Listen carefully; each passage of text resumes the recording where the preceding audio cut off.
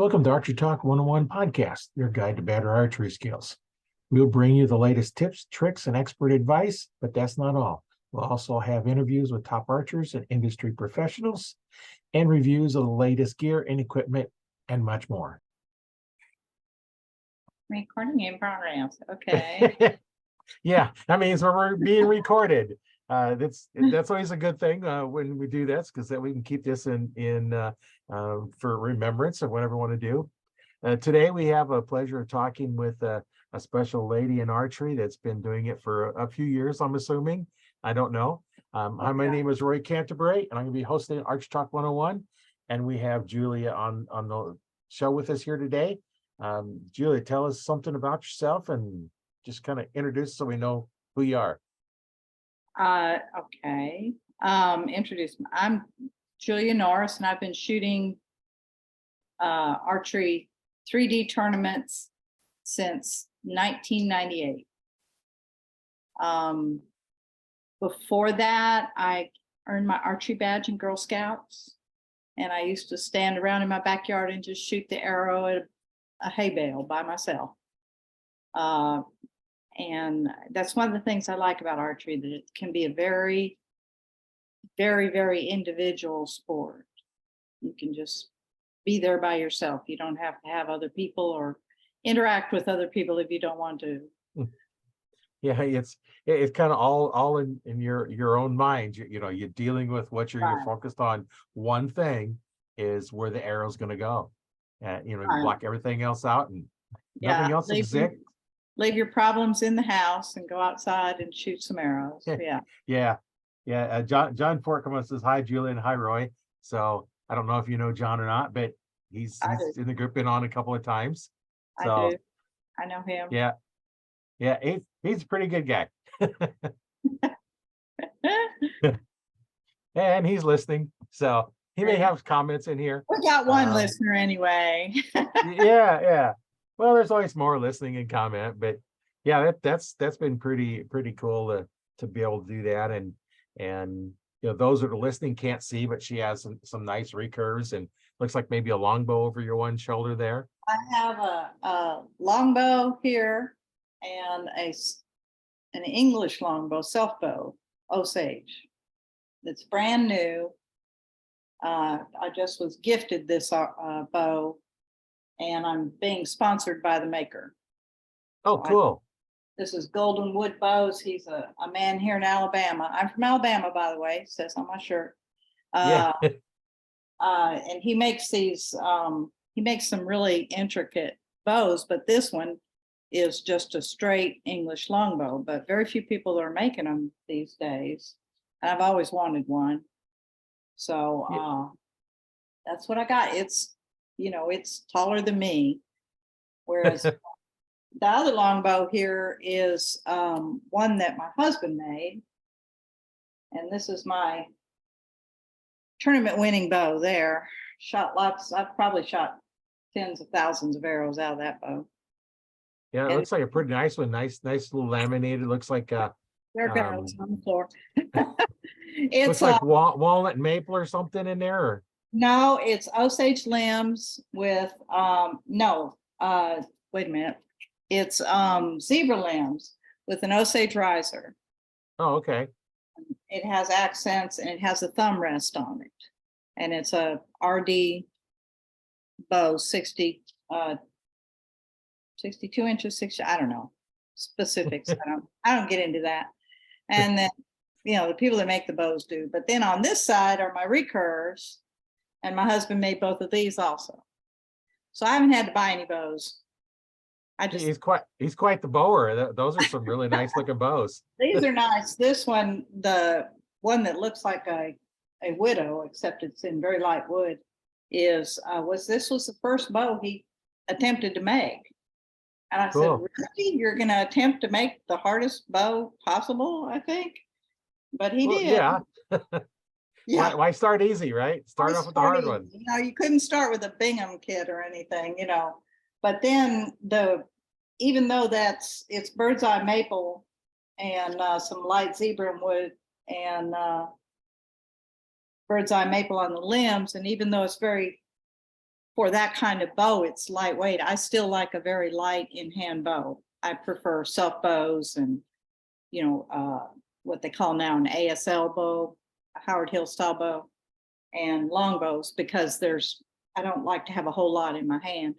I've got little bitty hands, so, you know, a lot of things don't fit me if they're big. And so this one he made is, you know, fashioned after 59 Kodiak. So there's a lot less mass in the riser. And so I prefer that one. Plus I'm a big fan of bamboo limbs. So he made the limbs out of bamboo for that. So that's what I shoot, but mostly I shoot the self bow and the long bow. That's cool.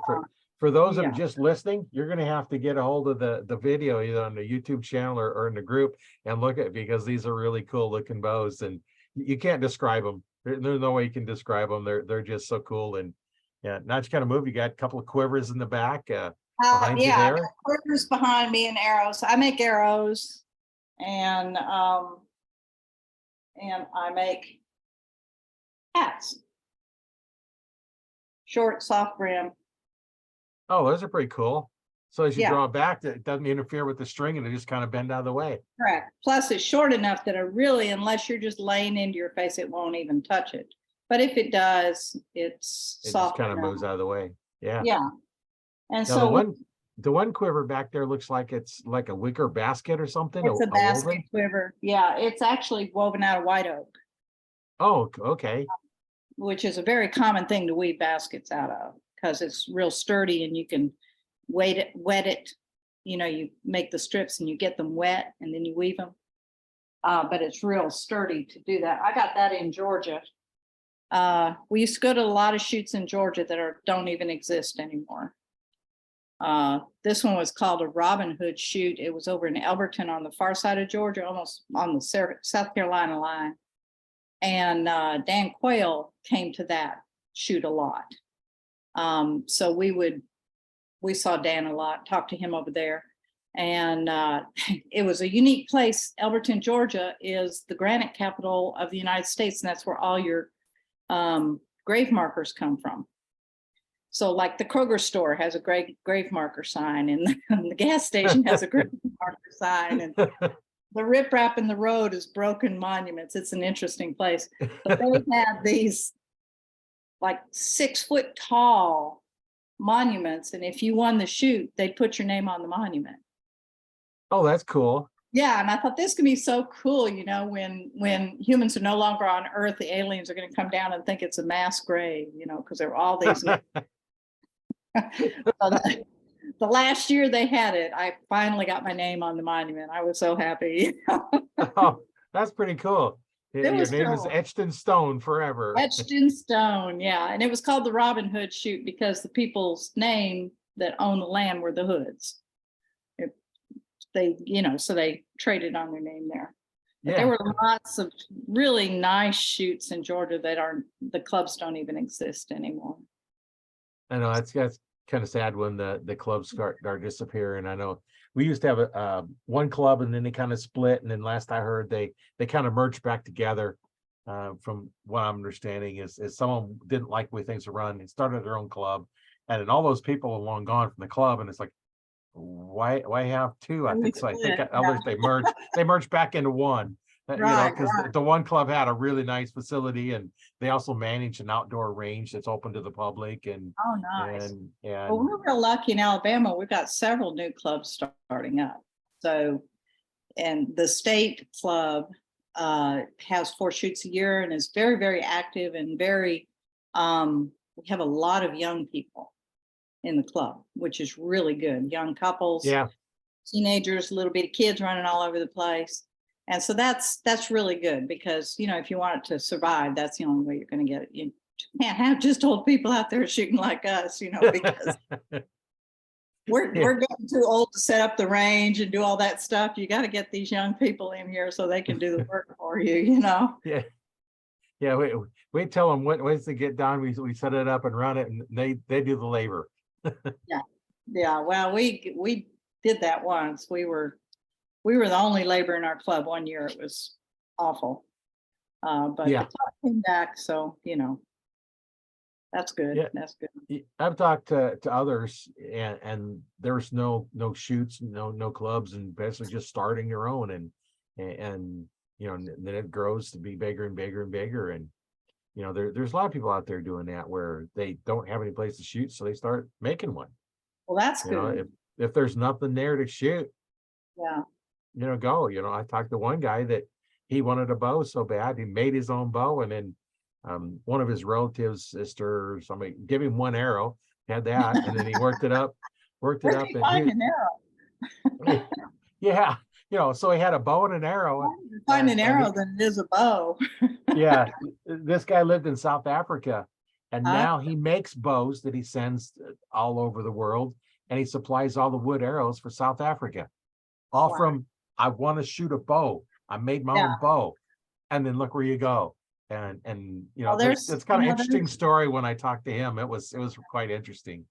there's something about archery that draws you to it, I think, Yeah, because it's the history of man. Ever yeah, since man's been on Earth, they've had to do something, and bows and arrows were it. It seems so. It's like when you pick that bow up, you're doing the same thing that they did hundreds and hundreds of years ago. Especially traditional archery. Of course, compounds are another thing. yeah, But yeah, yeah. But I said, that we talked to Dan Quillen, and we also became friends when we shot in Mississippi with Bob Wesley.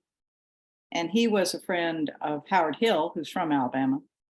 And he helped me a lot I was at the time shooting a Howard Hill style bow, and then finally went on and got a Howard Hill bow and shot a lot with it. And he taught me how to hold it and how to shoot it. And we got his video, and I learned how to aim, because my husband was just telling me to pick a spot, and that didn't work. So that was frustrating, but yeah, so I learned Howard Hill style, and that's really sort of my favorite, is to have a lightweight longbow, ASL type longbow, and shoot those. But I love my husband's bows too. well, yeah, they're unique and made special for you.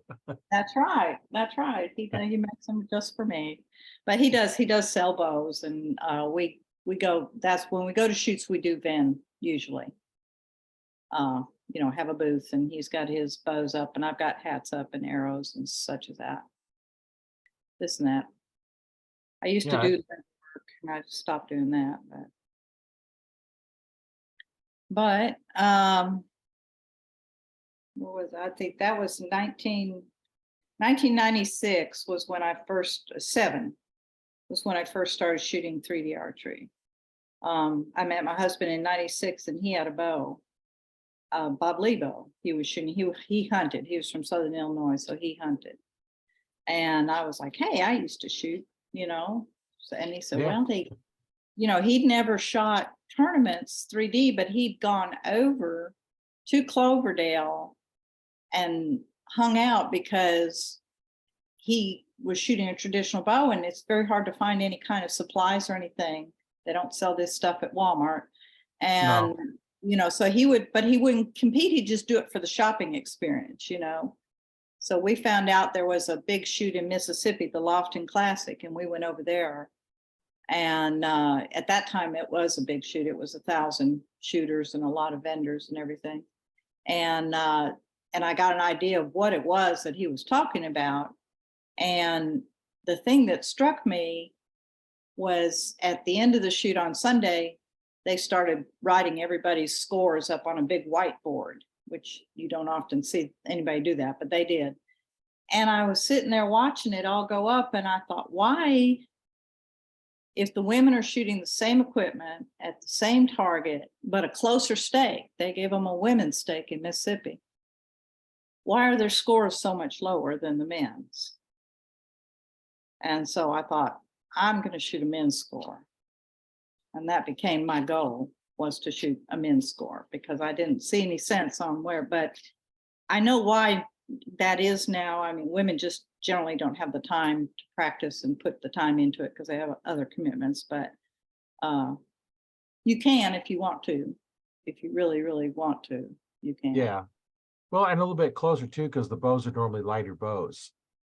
Well, the men are shooting just as light bows now. Yeah. That No, I know now, guys compounds that are shooting like 40-pound bows and they're shooting yeah. targets, and because you don't need a lot of weight. Oh, You just well, bare bow people are generally shooting a real lightweight bow, little yeah. thin arrows and such like that, but we don't even have a women's stake in Alabama. We all shoot from the same stake. So I don't think that it's necessary that women have a stake, separate stake, but I could be wrong. That's Well, my opinion. well, I found, too, in between teaching guys and teaching ladies, the ladies will pick it up quicker. Yeah. And are willing to learn, and the guys sometimes aren't. Yeah.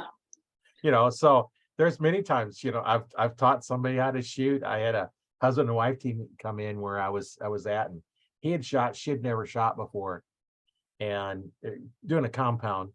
And so I taught her how to shoot, and she comes back in a few weeks later and she's picking which part of the X-ring to put her arrow in. Of course, making her husband mad because he keeps trying to tell her something, and which is wrong, according to what I told her. And she said, "No, I just got Roy sitting on my shoulder, tell me what to do." And she's out shooting him. Right.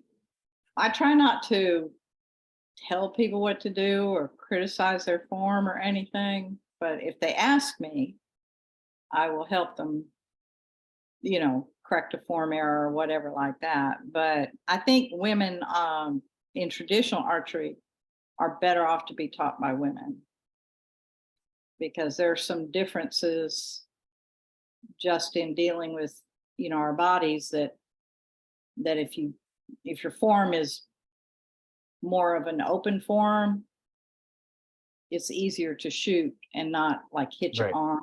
And women get very discouraged if they tear their arm up every time they Right. shoot. Well, Stuff and like that. yeah, I teach more of a closed form, but I teach a little different grip so you don't hit your arm. Well, But if you're the problem, shooting a self bow or even a ASL longbow or something, you're going to hit your arm because you probably should if you're holding it right. If you're holding it the way Bill tells you to hold it, and if it's that type of bow, and it's going to be more toward the wrist because the brace height is so much lower. right? Than another kind of bow. But you better be wearing an arm guard to shoot those bows. Yeah. It's going to hit you, so you might as well just be prepared for it. But there's just a lot of things about that women don't have the upper back strength that men do generally, and and the triceps development that it takes to hold the arm up in the proper form and stuff like that. So I think I try to help the women, especially if they're frustrated. Right. Yeah, that's the thing. You just got to look at, when you're teaching somebody how to shoot, you just got to look at, I teach one way and then I modify it for the person I'm teaching. Yeah. Well, and I'm going to tell you why I'm teaching it, and then modify it for them, because each person's body is different. Right. The way I'm going to hold it and shoot it is going to be different the way you hold it and shoot it. Yeah. And it works for you, so we come up with a way that works for you. And right. or whoever. It doesn't matter what form you shoot, basically, as long as you always shoot the same form. Right. If you're consistent in your form, but there are things you can do wrong in a form that's going to be very frustrating because you're not going to understand what you're doing wrong unless you film yourself or someone looks at you, like moving your head different every time, or going beyond the body parallel, going behind Right. yourself, something like that. You can hurt yourself too. Oh, yeah. You can get shoulder problems real easy if you're not careful with what you're doing. Yeah, that's another reason to have a more open form. It keeps your arm in front of you. Bob Leslie taught that, and Howard Hill taught that too, that your arm shouldn't go to that square and back, square out from your body and back because it's a weaker position anatomically. I'm also an RN, so Oh, yeah. the anatomy of women's shoulders is a little bit different than men too. Yeah, and that's something you got to take in account. And like you say, you being an RN, you understand the physical differences between the bone structures and the muscle structure and everything else. And so that gives you kind of an advantage because you have that medical background of doing that. I hope it And does. well, and I have many years of martial arts, so I've been able to take that concept and add it into what I'm teaching for archery. And that's why I always explain, here's what I want you to do, and here's why. Yeah. You got to have that why, because Yeah. Oh, yeah. yeah, Yeah. just like the kids do. Why? You tell them, well, you Yeah. can't do that. Why? Well, because I said so. Why?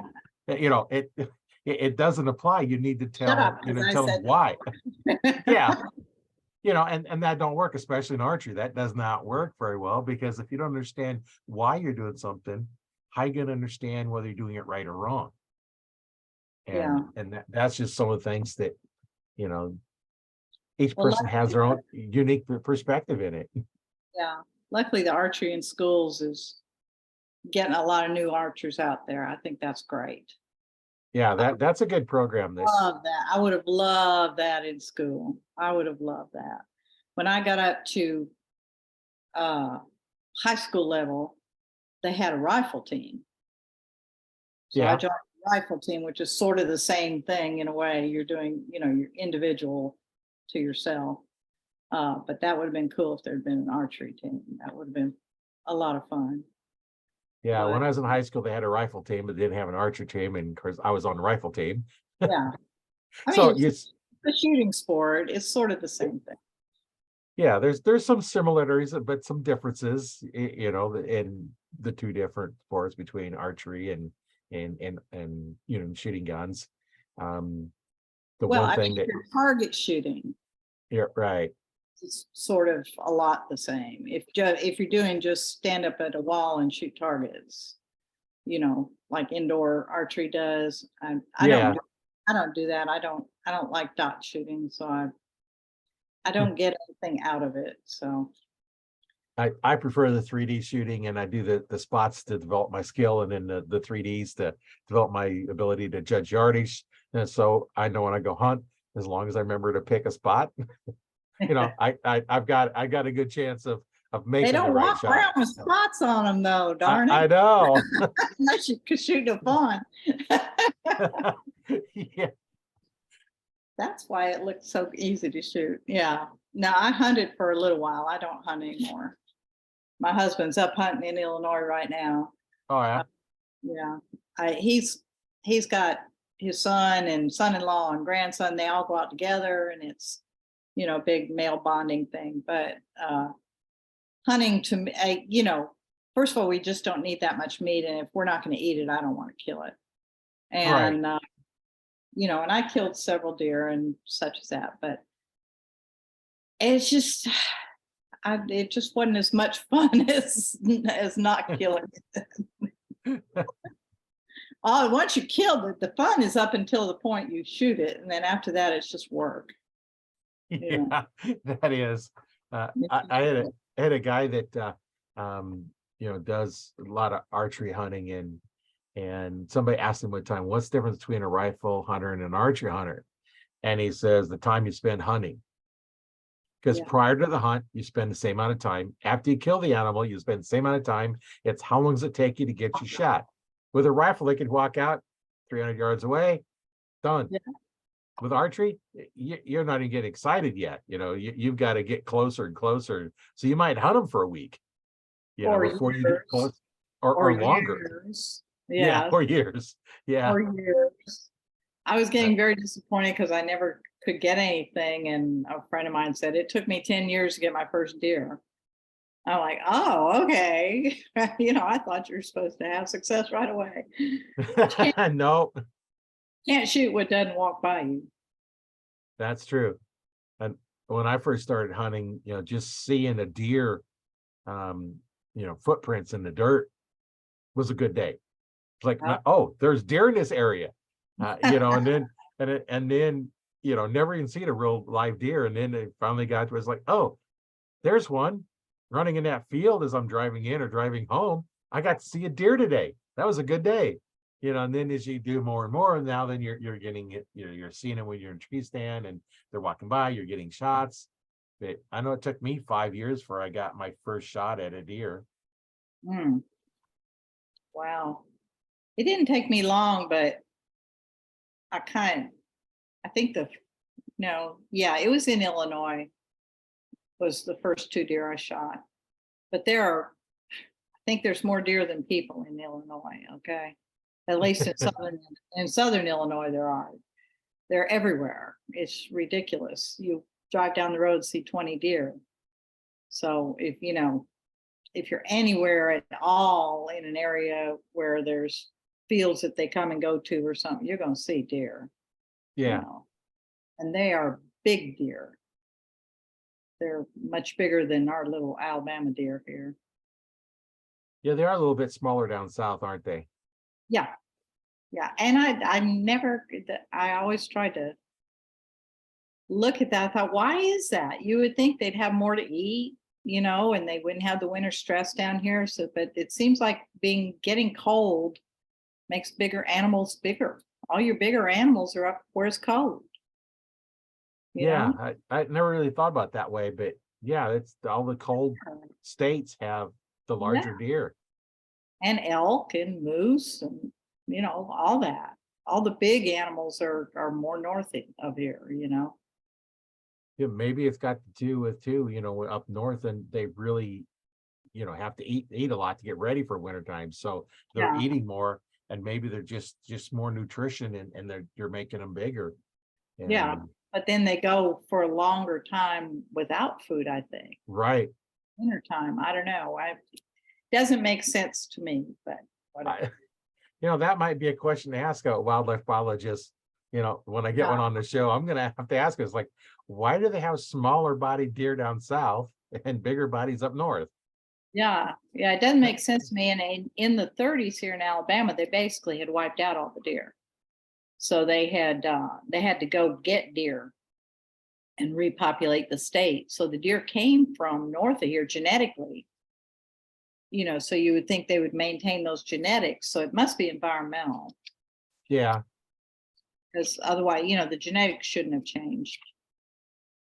So I Well, don't. here in Nebraska, the deer, corn and soybeans is what they eat Oh mostly, yeah. during the summertime.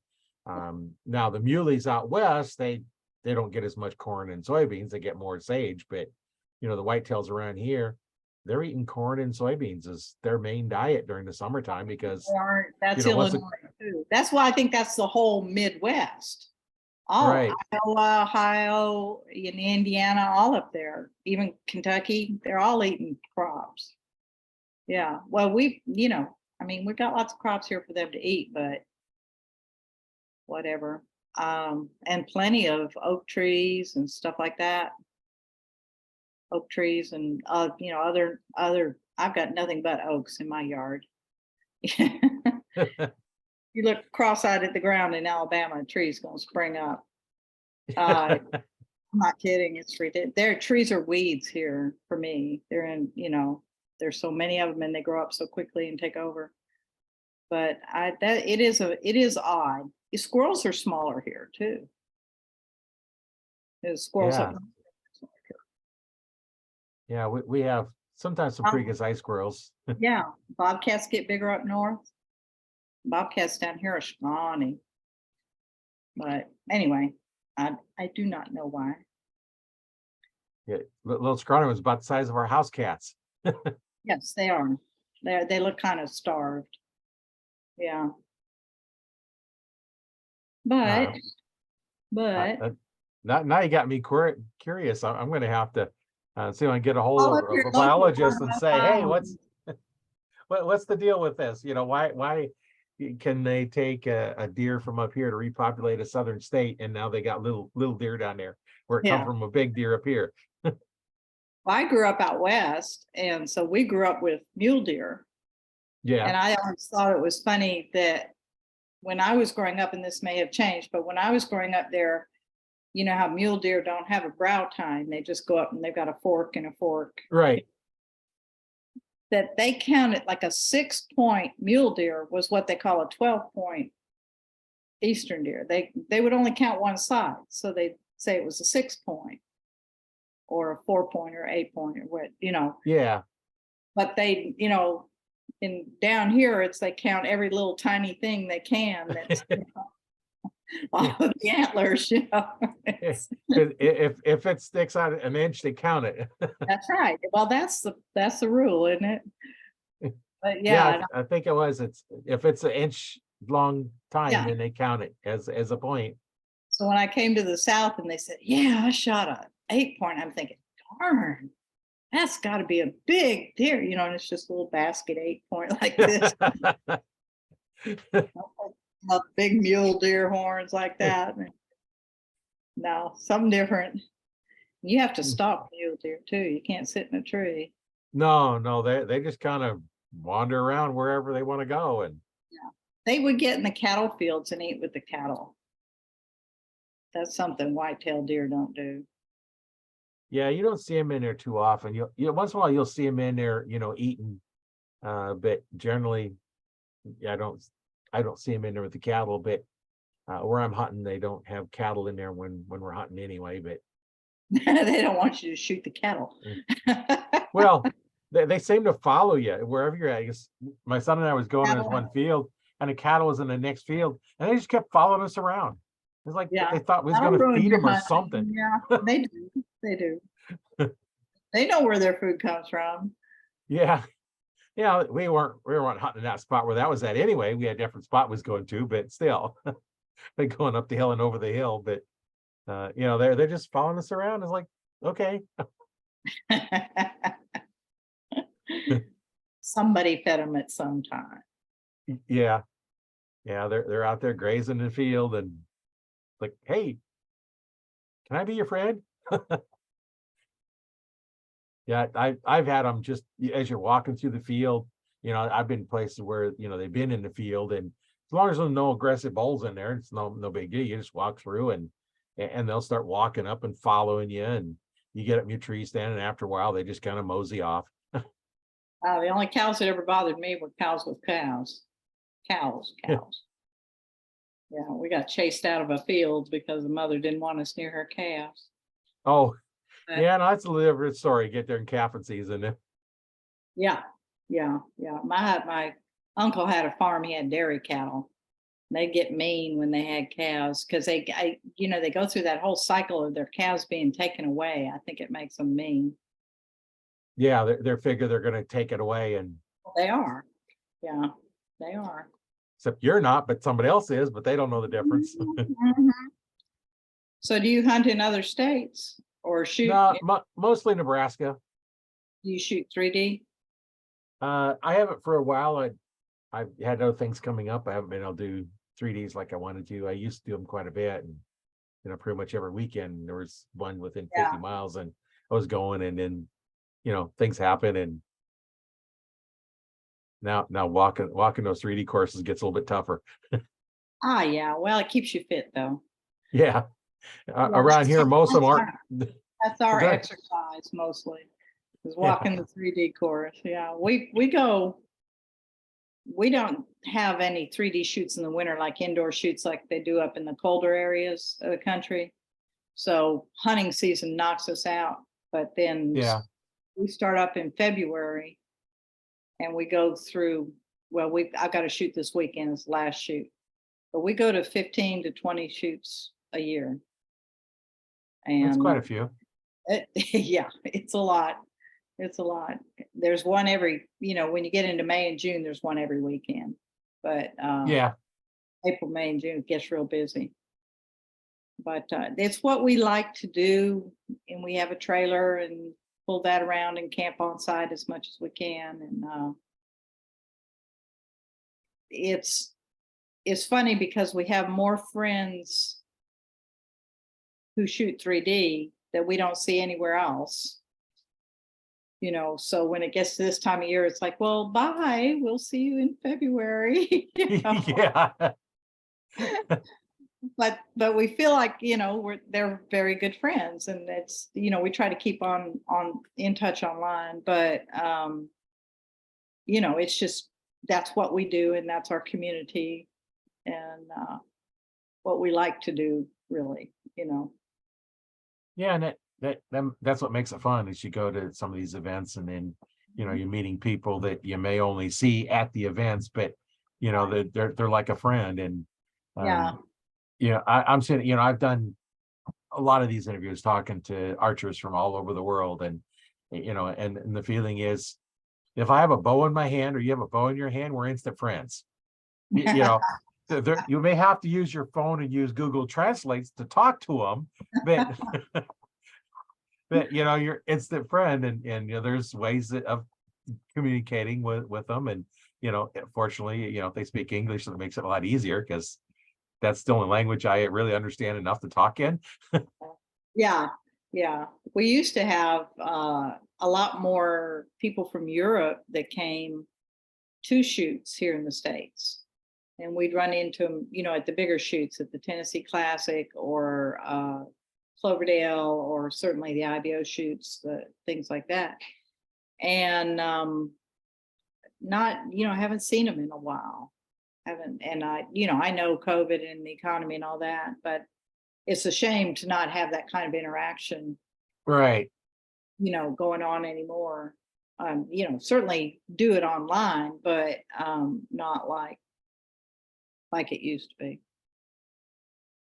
Yeah, that's kind of the bad part, when you do things like that, and then I imagine there's a few of them that just didn't bother going around because they didn't want to deal with all the hassles of travel and everything else. And if the travels get to be too much of a hassle, I don't do it. Yeah. My husband agrees with you, but I make him go anyway. The IBO has been in West Virginia the last 2 years, and or no, not the last 2 years, but last 4 or 6 years. Anyway, they're going to be there again, and for us, that's a long trip. And my husband starts complaining about it as soon as he finds out about it. Well, and I'd rather drive than to fly. That's what we do. Yeah, I don't want to fly anywhere.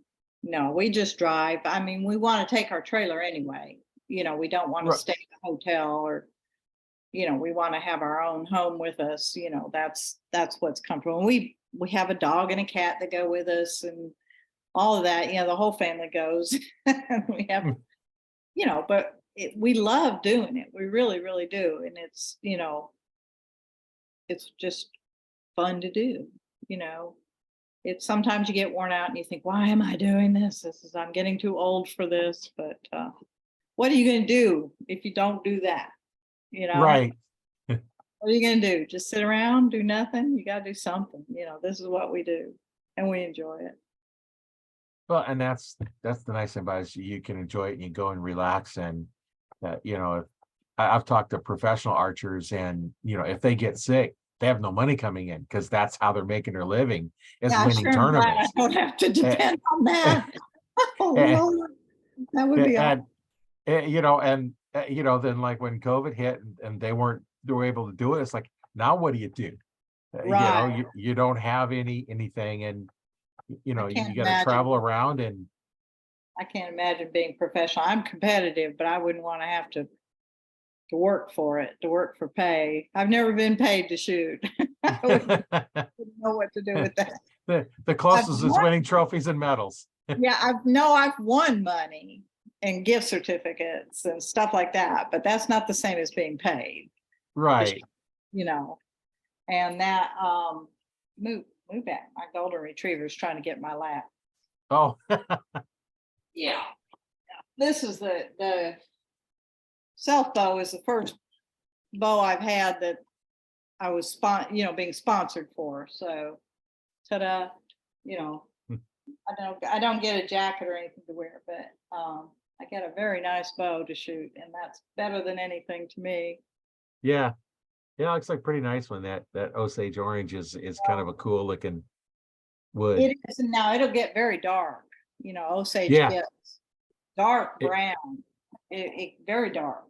Um, ugh, sorry, gotta reach it. A lot of people don't know that, and they think that an Osage is going to stay yellowish. Sorry, thought I heard my no, cat. no, it'll get pretty dark, just like mulberry is a It- really cool wood, This and is the it'll get color. almost brown. Yeah. This is the color, and you just have to wait for it. You can hurry it up. You can put some bowyers put something on it that makes there it goes again, that makes it turn. But this is just a natural turning. But all woods turn. Maple gets orangey, Right. and Purple Heart. People love Purple Heart. Love that purple color. It gets almost black with Yeah. time. Yeah, it gets really dark. It's hard to keep them that color. Yeah, It's kind of weird. Light woods turn dark and dark woods turn light. Then you get purple heart. It's like, oh, it's be nice purple. It's like I said, it's almost black or dark brown by the time yeah, it gets done oxidizing. And yeah. there's things you could put on it to slow it down, like Well, a if UV they type have of glass, finish, but yeah, if they have glass on them, it slows it down. If they're laminated, but on a riser, it's not laminated, it's not covered up. So it's gonna turn. But yeah, but that the English longbow is really historical, of course. But what I like about it is how thin of a bow you have. This thing doesn't yeah, weigh. yeah, it And looks like it's a really small one. And um, if you it's have to hold up a bunch of weight, it's hard on your shoulders, the more weight you're trying to hold up. right, right. And then you're pulling against what you're holding up when you draw it Yeah, back. But the shape on the belly is where you get your strength, not the width of it. So you'll have yeah, this is what a D-shaped bow is. Everybody thinks a D-shaped bow is because of this profile, the string and the bent. That's not what you're talking about when you're talking because about a it kind D. of forms a D, but it's the way the wood is cut Yeah, is if you like a cut D. this wood, you'd have the flat back and then the rounded belly, and that's your D. That's what a D-shaped bow is. So a lot of people are misinformed on that, on what a D-shaped bow is. But you don't have to have as bulky of a bow, you know, to get it. And they shoot really good.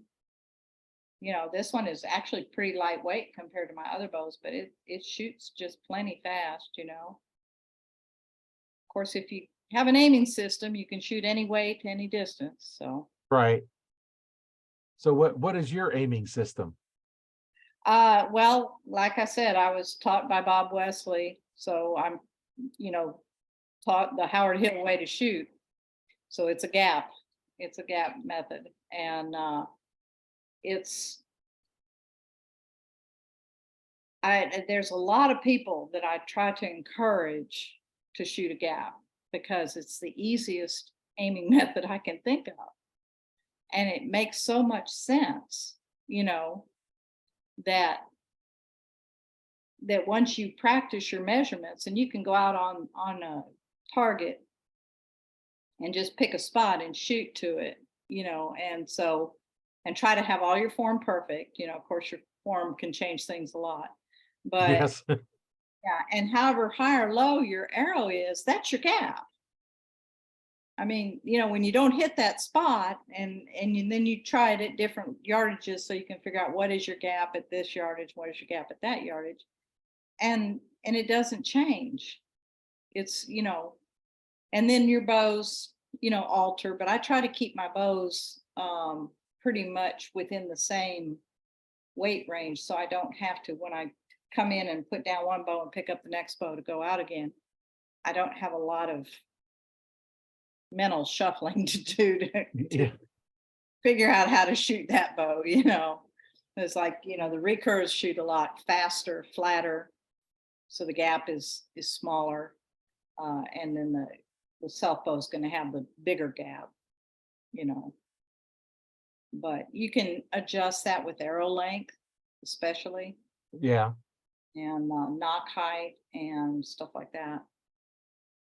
Change the weight of the arrow, will slow it down or speed it up. And Yeah. see, there's a lot of people don't think there's a lot into tuning a bow, recurve longbows and stuff like that, traditional type bows. But you've got to get that arrow set up that Yeah. shoots good with your bow. But they talk so much about tuning the arrow, changing the point weight, changing the weight of the changing the length. But there's a lot of tuning of the bow they don't do.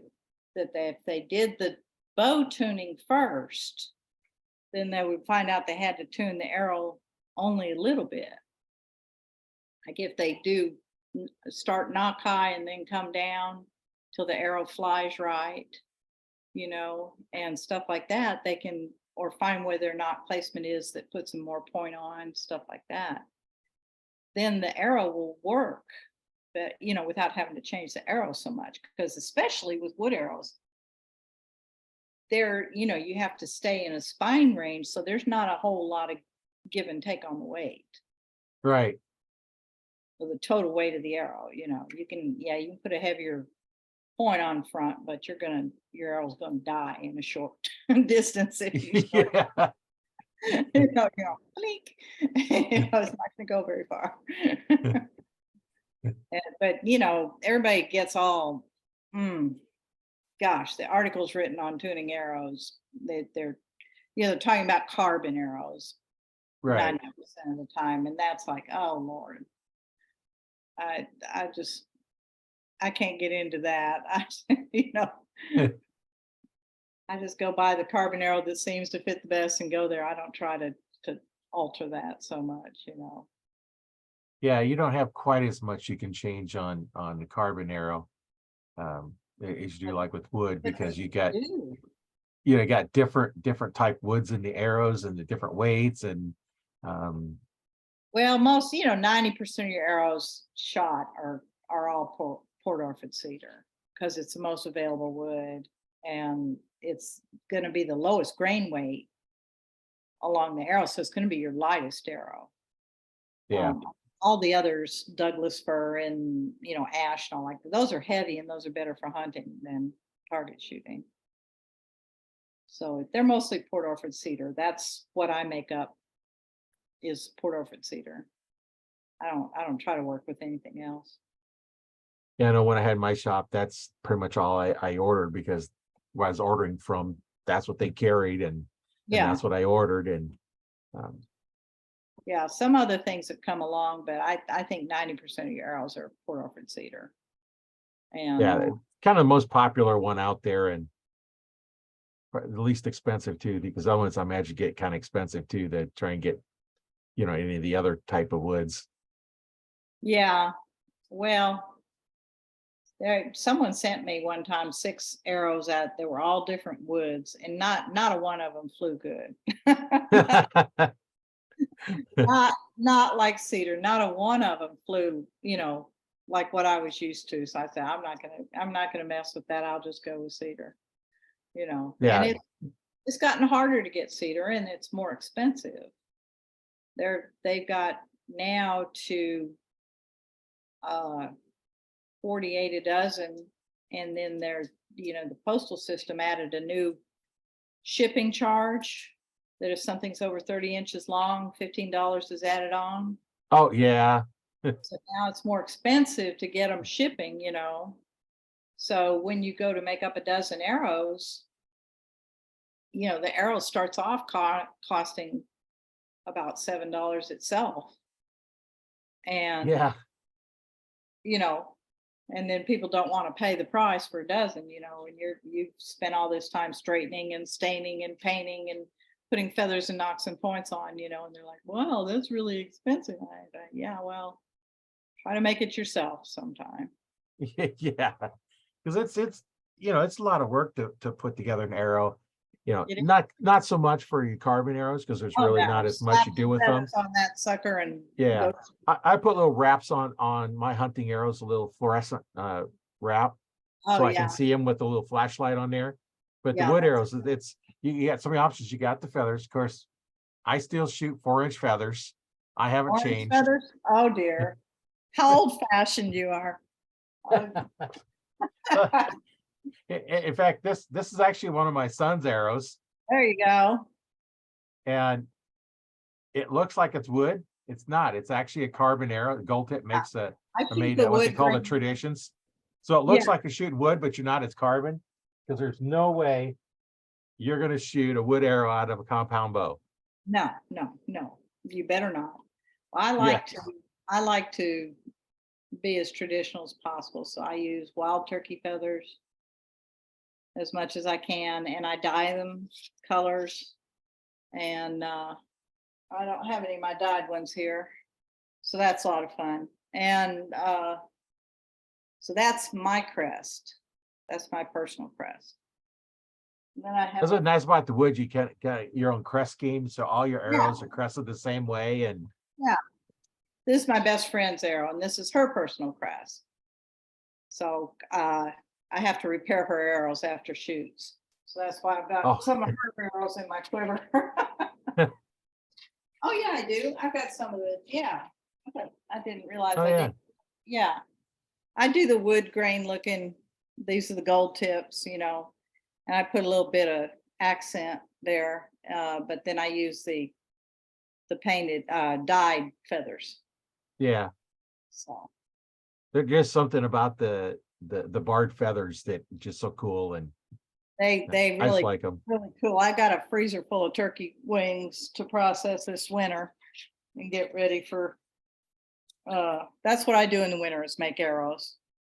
I try to start out with several dozen to sell. And I used to make a lot of size ranges of arrows, spine ranges, Yeah, but I found that if I just make them from 40 to 50, that's most people. So I make yeah, a lot of 40 to 45, a lot of 45 to 50, a lot of 50 to 55, and that's it. And I'll only make a couple lower than that and none higher than that, yeah. Because on the recurves and traditional bows, pulling over 55 pounds, that's tough. That's You got to yeah, do some serious working out and practicing to work up to yeah, that. yeah. A lot of compounders think they're going to do that, but no, Oh no, it's oh a whole no. different thing. Now, when I met my husband in '96, he was pulling a 60-pound Bob Lee. But he doesn't, he pulls in the 40-pound range now, because we all get old. But I started out with 27 and went up to 37, and now I'm down to 35-ish. So, if you don't start out outrageous, you don't have to drop as much weight. Yeah. I know you just got to start out low, and that's what I think a lot of beginners that haven't shot archery before, they don't understand that you're not going to grab that 60-pound bow and pull it back. Even in a compound, you're not going to start out at 60 very good, because you're going to struggle. And you'll form bad habits. Yes. Those two things. So neither of those things are good. And, but they think they have to have 50 pounds to shoot a deer, and you don't. I've killed deer with shooting 37 pounds, and, your arrow doesn't come out the other side, but you've still killed it, Right. Well, my first year was with a compound, and I was shooting at 52 pounds. I was shooting a 21-17 full-length arrow, which is a heavy arrow. I think 145 grain 4-bladed Muzzy, and I was 20 feet up in the air, and the deer was 40 yards away. And when that deer turned around, my arrow was hanging. I think the fletching stopped it from coming out. Yeah. That backside almost went clean pass through. Yeah. At that weight, because I had a heavy arrow, so it didn't want to stop. Right. Now I don't shoot that heavy of an arrow. I shoot a lighter carbon, but I shoot 100 grain tip. So I'm Yeah. a little bit lighter, a little faster, and it's still, But if you shoot a 2-blade broadhead, you can actually shoot a lower weight because they'll rotate through instead of, yeah, they can go through the ribs. They'll they'll rotate through the ribs sometimes, and you can get better penetration sometimes with the 2-blade broadhead. But yeah. I did have a hard time recovering 2 deer because they were quartering away. So the opposite shoulder stopped the arrow. Oh yeah, inside. Yeah. And so, so the arrow there wasn't an exit wound and the entrance wound was plugged. So, Right. my dogs got real good at finding deer. Oh yeah. Well, and my last podcast I did one talking about shot placement when you're hunting, and you go to the 3D shoots. You shoot in spots. Okay, we won't really kind of go into there. You go to the 3D shoot. Where's your target? On the near side of the animal target. Yeah. But that's not where you're going to shoot when you're shooting at a live animal, because the target's not there. The heart and lungs is in the heart's in the middle of the deer at the bottom. And then, like you said, the back shoulder stopped it, so you had no exit point. So you Right. basically, I talked about, it's like you got to shoot for your exit point, Well, because I tell you want the exit, and sometimes your exit point is, right. not Well, where you a lot want it of to be, times but you're shooting a quartering away shot. I did, sort of ideally, because then the deer isn't looking at you. right. So you kind of have to wait for them to get a little bit past you, so you get that kind of shot. But for recovery of the deer, and even if you don't have an exit shot, I'm a big fan, if you're going to shoot them with an arrow, of liver shots, Yes. because there's a lot more blood with a liver shot than any Liver, lungs. a liver shot. And I shot one deer I was going for a liver shot, but I went a little high and it cut the abdominal aorta. There was an enormous amount of blood. Oh, yeah. The deer did not go far. Everybody's all like the lungs, but if you hit them a little high in the lungs, they can go forever Oh yeah. before those lungs fill up and collapse. They're gonna run forever. But Miles. Yeah. if you get a good liver shot, they aren't going too far because they're running out of blood fast. No, my preferred is liver and lungs. Catch the liver and catch the lungs, and then that would be a quartering away. Yeah. Yeah. Now that gives you the lungs fill up. They're not going anywhere. No. But you got if you get a high lung shot, though, it can take a long time. Right. It Right. can go pretty far. I had a friend of mine. He was out, deer hunting. It was rifle season, and one guy shot the deer. It kept running. Another guy, 2 more shots. Ended up being 3 shots, and all the shots took the heart out. That's when they got it. There was no heart left. It was just all shredded, and it still run hundreds of yards. It's amazing, isn't it? Yeah, with basically the heart just kind of blown up. Well, I've shot deer with a gun, and I always aimed to take out both shoulders with the heart, and that way they can't run anywhere. Good shot with the rifle. I do have a tendency to end up going through the shoulders with my bow. You just got to stay away from that big bone that sticks out, because your arrows do not go through that part of it. They do not. And the muzzies cut right through the little paddle part of the shoulder. Muzzies just go right through them. They don't even slow them down, really. If I'm going to harvest them for meat, I'd just rather shoot them with a gun, because I can.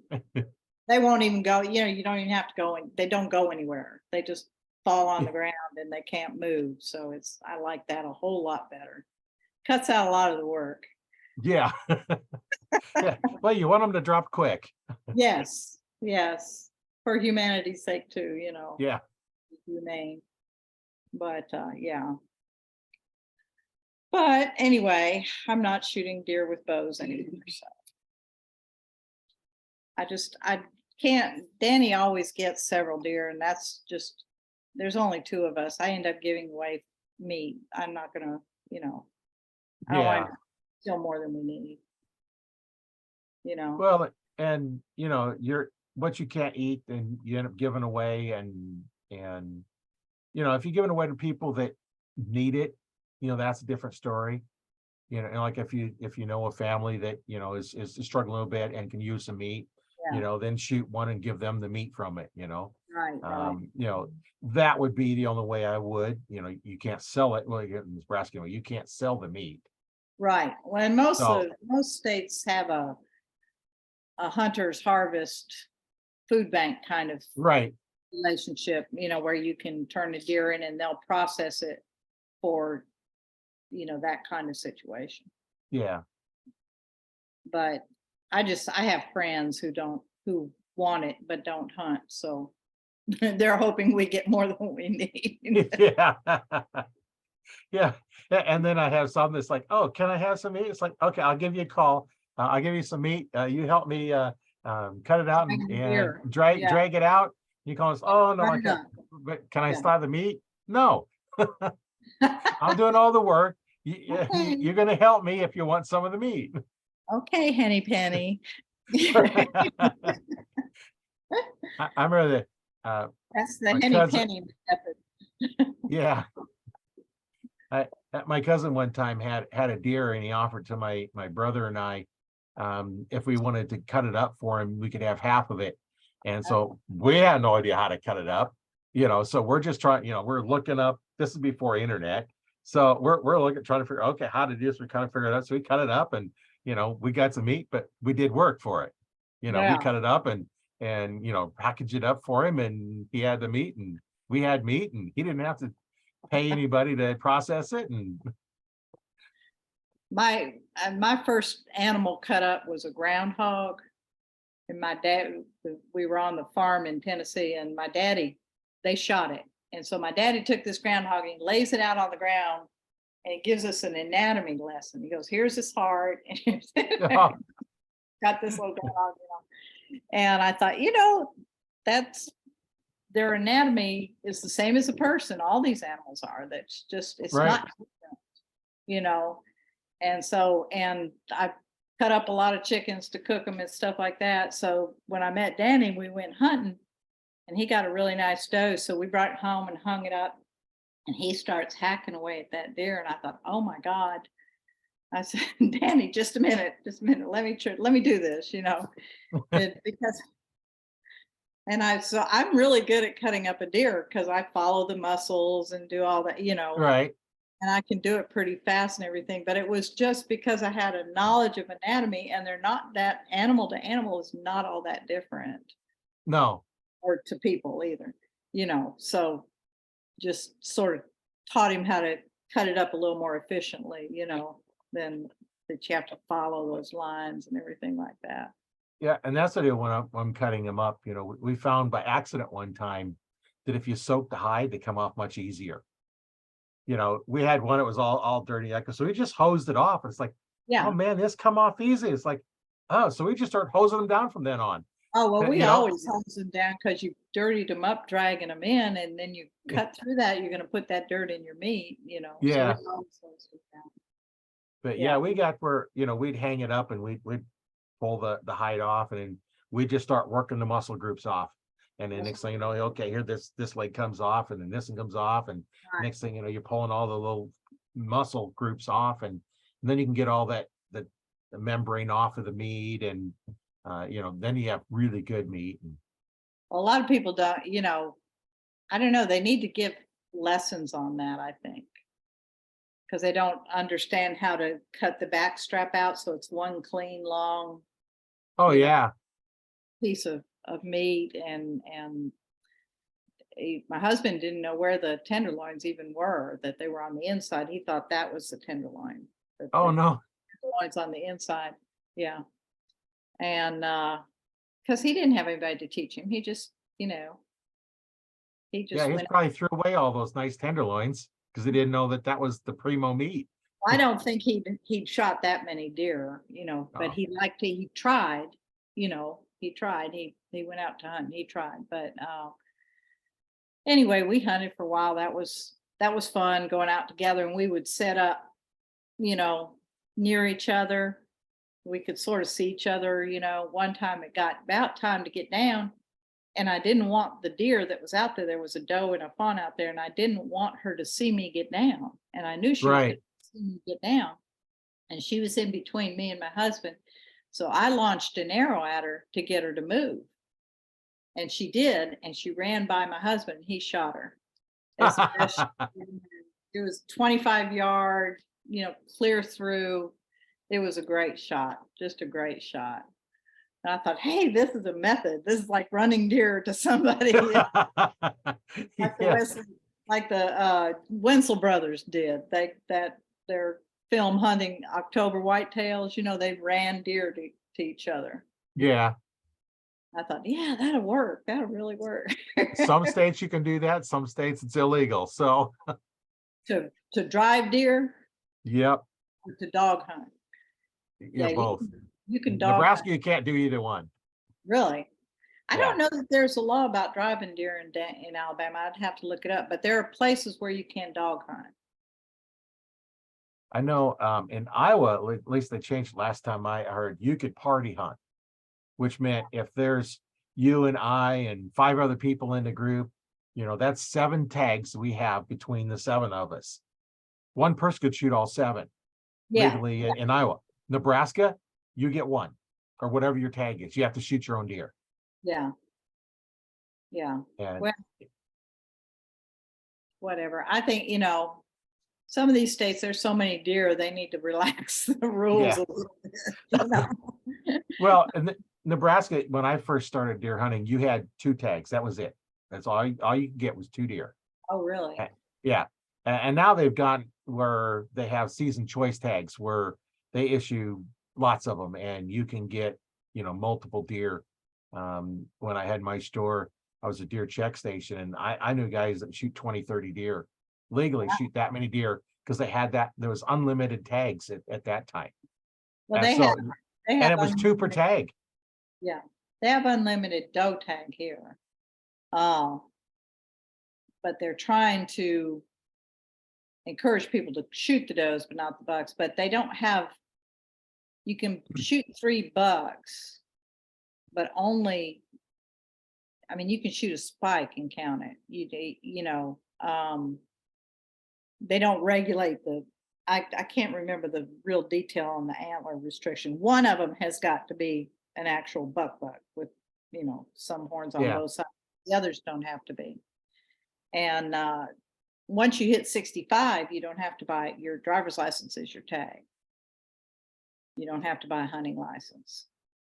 So we're free hunters. We can hunt free now. Some benefit to getting old, You can hunt free. Nebraska has a little bit different. Veterans at 65, I think it is, and seniors at 70. We get our hunt and fish and fur bearing tag for $5, but we still have to buy our deer tag and turkey tags. Oh, really? Yeah. But we don't have to buy the habitat stamp. That saves us, a chunk of money and your fishing for combos. They don't do stamps in Alabama. Yeah. Well, you got your habitat stamp, and they used to have an aquatic stamp, and then all these other things to add on there, and the hunt and fish combo was getting kind of expensive. Well, my hunt and fish combo also includes the fur bearing fish, so I can go out and trap on my license for $5. And it used to be it was free, and then they started charging $5 a year. Like, yeah, okay. But my deer tag, isn't that expensive, and I can get an archery tag and I can shoot a doe or a buck, and if I go for a rifle tag, then you can be an antlerless or you can have an antlered one, and then they have the season choice tags which allow me to shoot antlerless deer. So what they call an antlerless deer is anything with 6 inch or less tines. So if it's below the ears, it counts as antlerless, because if they're standing sideways, if they're not above the ears, you can't see them. Can't see them, right? Yeah. Right. And that's as well, they can't say a buck, because what if you have a buck that broke off, later season, they may have dropped them already. Right. I know we have a late January season, and there's been, when I was a check station, bucks were coming in and check because they'd already dropped their antlers. you don't know if it's a buck that's dropped its antlers until you shoot it and you roll it over. Yeah. You know, you So don't our know. rut is not even until December, January, February. So they've had to extend the deer season into February in some counties because the rut is so late there. Oh, That, yeah. yeah, that you can't, you just don't see the bucks chasing the does that, gives you that opportunity to hunt. So there's certain counties that are late buck hunts. And here where I'm in central Alabama, in this county, it's about Christmas when we see rut activity. Yeah, But ours, then, there'll be two months of it. There'll be the next month where they miss, get the ones they missed and all that. But yeah, that's where our second rut is in that December timeframe. The second week in November is yeah, our rutting time, which is also rifle season. it is in Illinois. Yeah. Yeah. My husband goes up there for a week to 10 days at Veterans Day and Oh, yeah. hunts the rut. Yeah, he goes up now just for the very beginning of archery season. And sometimes he'll get one deer, but it's still hot up there now. And, the deer are in the fields, but you just don't get the activity you do that they get during the rut, Yeah. Yeah. They're just starting to get the crops out of the fields now. And, it's been so hot up here, just the last few days, it's been in the 90s. Yeah. And yeah, that It's I don't awful. like hunting. I don't like hunting that time. I know when I was going into work this morning, there's a deer on the side of the road. I don't know when it got hit because this is Monday, and it was laying on the side and the feet were sticking straight out. Yeah. It already blew. I don't know when it got hit, but it's gone at that point. When if they're still fresh, nothing wrong with them. But well, you just, it's too hot here too. It's awful, but we're very, very dry. We're having a major drought. The trees are all dropping their leaves just because they don't have any water. They're not changing and dropping. They're just dropping. just dropping. Yeah. Yeah. And the acorns the oaks have aborted a lot of acorns. They're not fully formed, so I don't think there's going to be a mass crop at all. So gonna have to hunt those planted fields, I guess, those green fields. They like green. Yeah, Hard to have a green field when it doesn't rain, you that's true. put all that money in that seed, and you put it out there and nothing grows. You're like, oh darn. They use a lot of irrigation around here. Oh, they don't irrigate anything here. Yeah, there's a lot of irrigation going, so you Usually you see them going. Yeah, but we usually have a good bit of rain in Alabama. October's September, October are normally dryish months, but we get a good bit of rain. This is not normal the way, the grass is all dead. That just never happens here. This is the worst Yeah. I've ever. This looks like Colorado out there. The worst I've ever seen it. I grew up with Yeah. dry. I know dry, but it looks like Colorado out there, the grass. That's what I told my husband. I said, you see this dead brown grass? That's what I grew up with as grass. That's what grass looks like in Colorado. Yeah, we have a lot of that here in Nebraska too, where it dries up and it gets hot, and if you don't water it just dies off. And We weren't allowed to water. It wasn't that we didn't. You weren't allowed to water. That was law. You were not allowed to water in Colorado. You can't have a green lawn. Like California does that. Arizona does that. water is so hard to keep that you don't want to be wasting it on just having green grass. And Yeah. and have something else, plant something that's drought tolerant, and or something, or just don't have a grass yard. Right. You go down in Nevada and places like that, and it's all kind of desert, and then everybody wants to put in the pools, and they want to put in the grass and everything else, because that's where they come from the north and went down south. It's like, no, this is desert country. No water. Don't try and plow grass. I don't That's- want to have to water to have green grass. I'd rather Well, then not you got to have mow that. it anyway, so, you know, Yeah, what fun is that? yeah, you water it, you gotta mow it. That's right. You water it, you got to mow it. Yeah, That's right. so. So what are your plans here for the future? You gonna still keep shooting? You gonna get and do some teaching or? I'm gonna keep shooting till I can't. Um, we, we start about in January, we start making the schedule up. Uh, can't find out a lot of most shoots are always held on the same weekend, especially your big shoots. Tennessee Classic, always the first weekend of May, and Cloverdale's always Father's Day weekend. And so we make up a schedule, and then we start making reservations where we need to, but state parks, you can't go any more than 6 months ahead of time. You can't get reservations.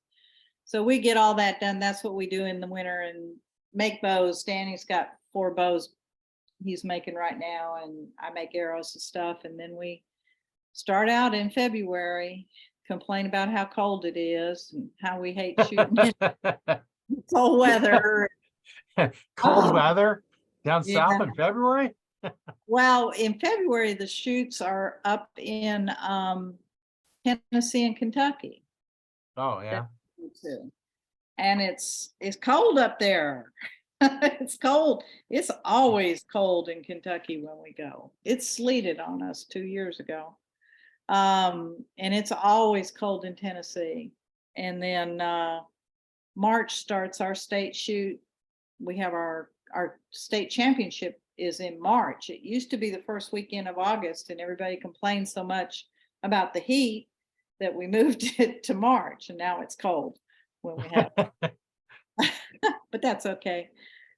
We start off with a state championship, and then we travel around, to all the states, all across the South. We don't have any more shoots we go to in Georgia anymore. But we go everywhere else. We go Alabama, Mississippi. We don't go to Louisiana anymore. We used to. We go to Arkansas, Tennessee, Indiana, and Kentucky, West Virginia. We've gone to Ohio. We've gone to the Texas longbow shoot. We don't go to that anymore. That's really a long drive to go to Texas. But we just go to all these, it ends up being 15 to 17 shoots. When we leave out to go to a shoot, usually early in the week on Wednesday, and then get there early, sort of relax a day or so before you start shooting. We like to go to shoots that are 2 or 3 days or more, Right. to make it worthwhile. And then we'll stay and come home on Monday, and then you're back out again on Wednesday, so Yeah. the only day I work is on Tuesday. So that's the only thing that brings us back home, is that I have to Come home and work one day and change and clean your clothes and get your stuff Right. ready and restock your camper and go again. Exactly. Do the laundry. We've got, our trailer, we've got double, it's like having another house. We've got everything doubled in there. So we don't have to go back and forth and back and forth and back and forth, so. Yeah. And I've even got clothes that like never stay out of the trade, like shooting clothes. It's a whole nother wardrobe. And we just wash it, put it in the hamper, put it back in the camper, and then just go. And, that way you always have it with you. Yeah, always. Yeah. That way you're not looking for a pair of socks or something like that. Those socks never find a home in here until it's wintertime and we have to empty the trailer so the mice don't get in it, Yeah. But yeah, we just keep going. There's sometimes where we say, how long are we going to keep this up? And we're just going to keep it up till we can't keep it up. I'm 70. My husband, or actually I'm 71. My husband's 76. But we still can walk the hills, and so as long as we can do that, and I think the more hills you walk, the better The better you Yeah. get at it, the more fit you are to do it, you know? So it's good exercise and it's good fellowship with other archers and it's, it's a hobby, the bow making and a craft and, all that too. So it just about, consumes all of everything we do. Yeah. Really. We're not It really, is- we're not really a business per se, in that we don't do enough volume to be a business. right. You have to have a certain amount of income from something for it to be a business, for the IRS to care about you. Yeah. You have to make enough money for them to make it worthwhile. We did have a business for a year. And then at the end of the year, the IRS said, "You're a hobbyist. You're not a business. We don't want your money." And we're like, okay, that's fine. So, that's what we do. And we just really, really enjoy it, and in between that, and I just try to grow a garden and go do my nursing work once a week. I, just keep your skills up a little bit. yeah, exactly. I love it. I volunteer just one day a week at a clinic that serves the uninsured. And Oh, that's cool. yeah, it is cool. We're basically a free clinic and it's amazing what you can get if you ask for it. And we pretty much serve all their needs. We're able to keep people, get them medicine and get them whatever they need in the way of tests and treatment. And it's very fulfilling.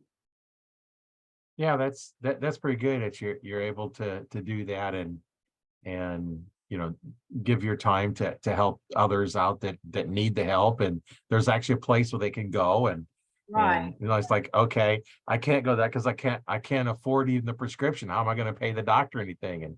And now Yeah. there's a place they can go and at least get care and What's frightening is how many people don't have health insurance. And oh yeah, it's mostly because, granted, they're poor, but we're the only country in the developed world where your health care is tied to your job. yeah, And so you get injured or you get sick and you lose your job. Well, you also lose your health care and you're injured and you're sick. So right. you can't work, but you can't go to the doctor. And so it's really a poor system. Your health insurance shouldn't be tied to your job. You shouldn't lose your health insurance when you lose your job. Because then you've Well, got, I go to the VA, so well, see, I don't have to worry lucky about you, huh? Right? Yeah. it. It's so funny that the majority of the nurses at the clinic are VA nurses. They really have a heart for it. And they're some of the best nurses because they've worked at the VA. You're working with a special population at the VA. Right. And Oh, and we have a couple of really good medical universities here. The University of Nebraska Med Center is right there, just not even a mile from the VA. Creighton Medical Center, that college is right there with walking distance to the VA. So pretty much all of the doctors that we see, well, the wannabe doctors, they're not doctors yet, but they're they're going to be. Yeah, they're training and so they're all from one of those, but we do have an attending physician that oversees them, but we almost never see the attending physician. We'll see the other, the other well, doctors uh, and we have the University of Alabama at Birmingham is the big research hospital in Birmingham. But they train family practitioners here in Tuscaloosa, which is where the clinic is. And so they send the residents over to us. And so we have 2 residents on 2 days a week that come in and see the patients. And then we have several doctors that volunteer their time, specialists that volunteer their time. And we have dentists that volunteer their time. So we're also able to give some dental care. But then if we have something that we cannot get in town, we can help the patients to apply for the charity care service at the university hospital. So we get a lot, there's very little that we can't get done. Sometimes it takes a little bit of jumping through some hoops, Yeah. but there's very little that we can't get done. The cancer center accepts all patients. They don't care if you got insurance or not. So that gets taken care of. But it's, we have a lot of participation from physicians that will see our patients pro bono. So that's very encouraging. Yeah, that is. And you have something set up like that really helps out. And But it's surprising how many of these clinics are actually across the United States. Unless you need them, you're not aware of them. right. But there are actually very many free or semi-free clinics scattered across the country. Then there are some government-funded clinics, low-income clinics, that are also scattered around the country. And then public health systems are low-income health systems also. But you're not aware of it if you're not in the system. It was surprising to me, but I've been working there now for 23 years. Oh, been there a long time. I've been there longer than anybody has. Yeah. Everybody else has gone on, but I feel lucky to put in the time there, really. Yeah, that's good that you're able to travel around, spend your time doing archery, come back, help out, go back out, do more archery, come back, help out. There's 2 times in the summer where I say, I'm sorry, y'all gonna have to find someone else on Tuesday because I cannot be here, So I've got two, no more than 2 or 3 times in the year where I have to tell them I can't be there for that reason, for archery. Well, you go to some of the really big events, they run more than just the weekend. They do, and especially the Tennessee Classic. They start shooting on Thursday, but people go there a whole week ahead of time and make bows. And it's just, if you can ever get to that shoot, that's the #1 shoot to go to. It sounds like it. Go down, spend a whole week, and yeah, they'll help you make a bow. They've got people there that spend their whole time doing nothing but help you make self bow, an Osage self bow.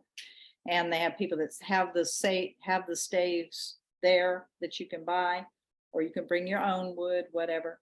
But they'll make sure that you get a bow made, and there's a competition, a special competition, that if you make a bow there that weekend and shoot it and win, that it's the biggest prize, biggest. oh Yeah, it's because and they go out, they've made these bows, and I mean, they haven't hardly cut the nocks in or nothing. And they go out there, but they want to do that competition.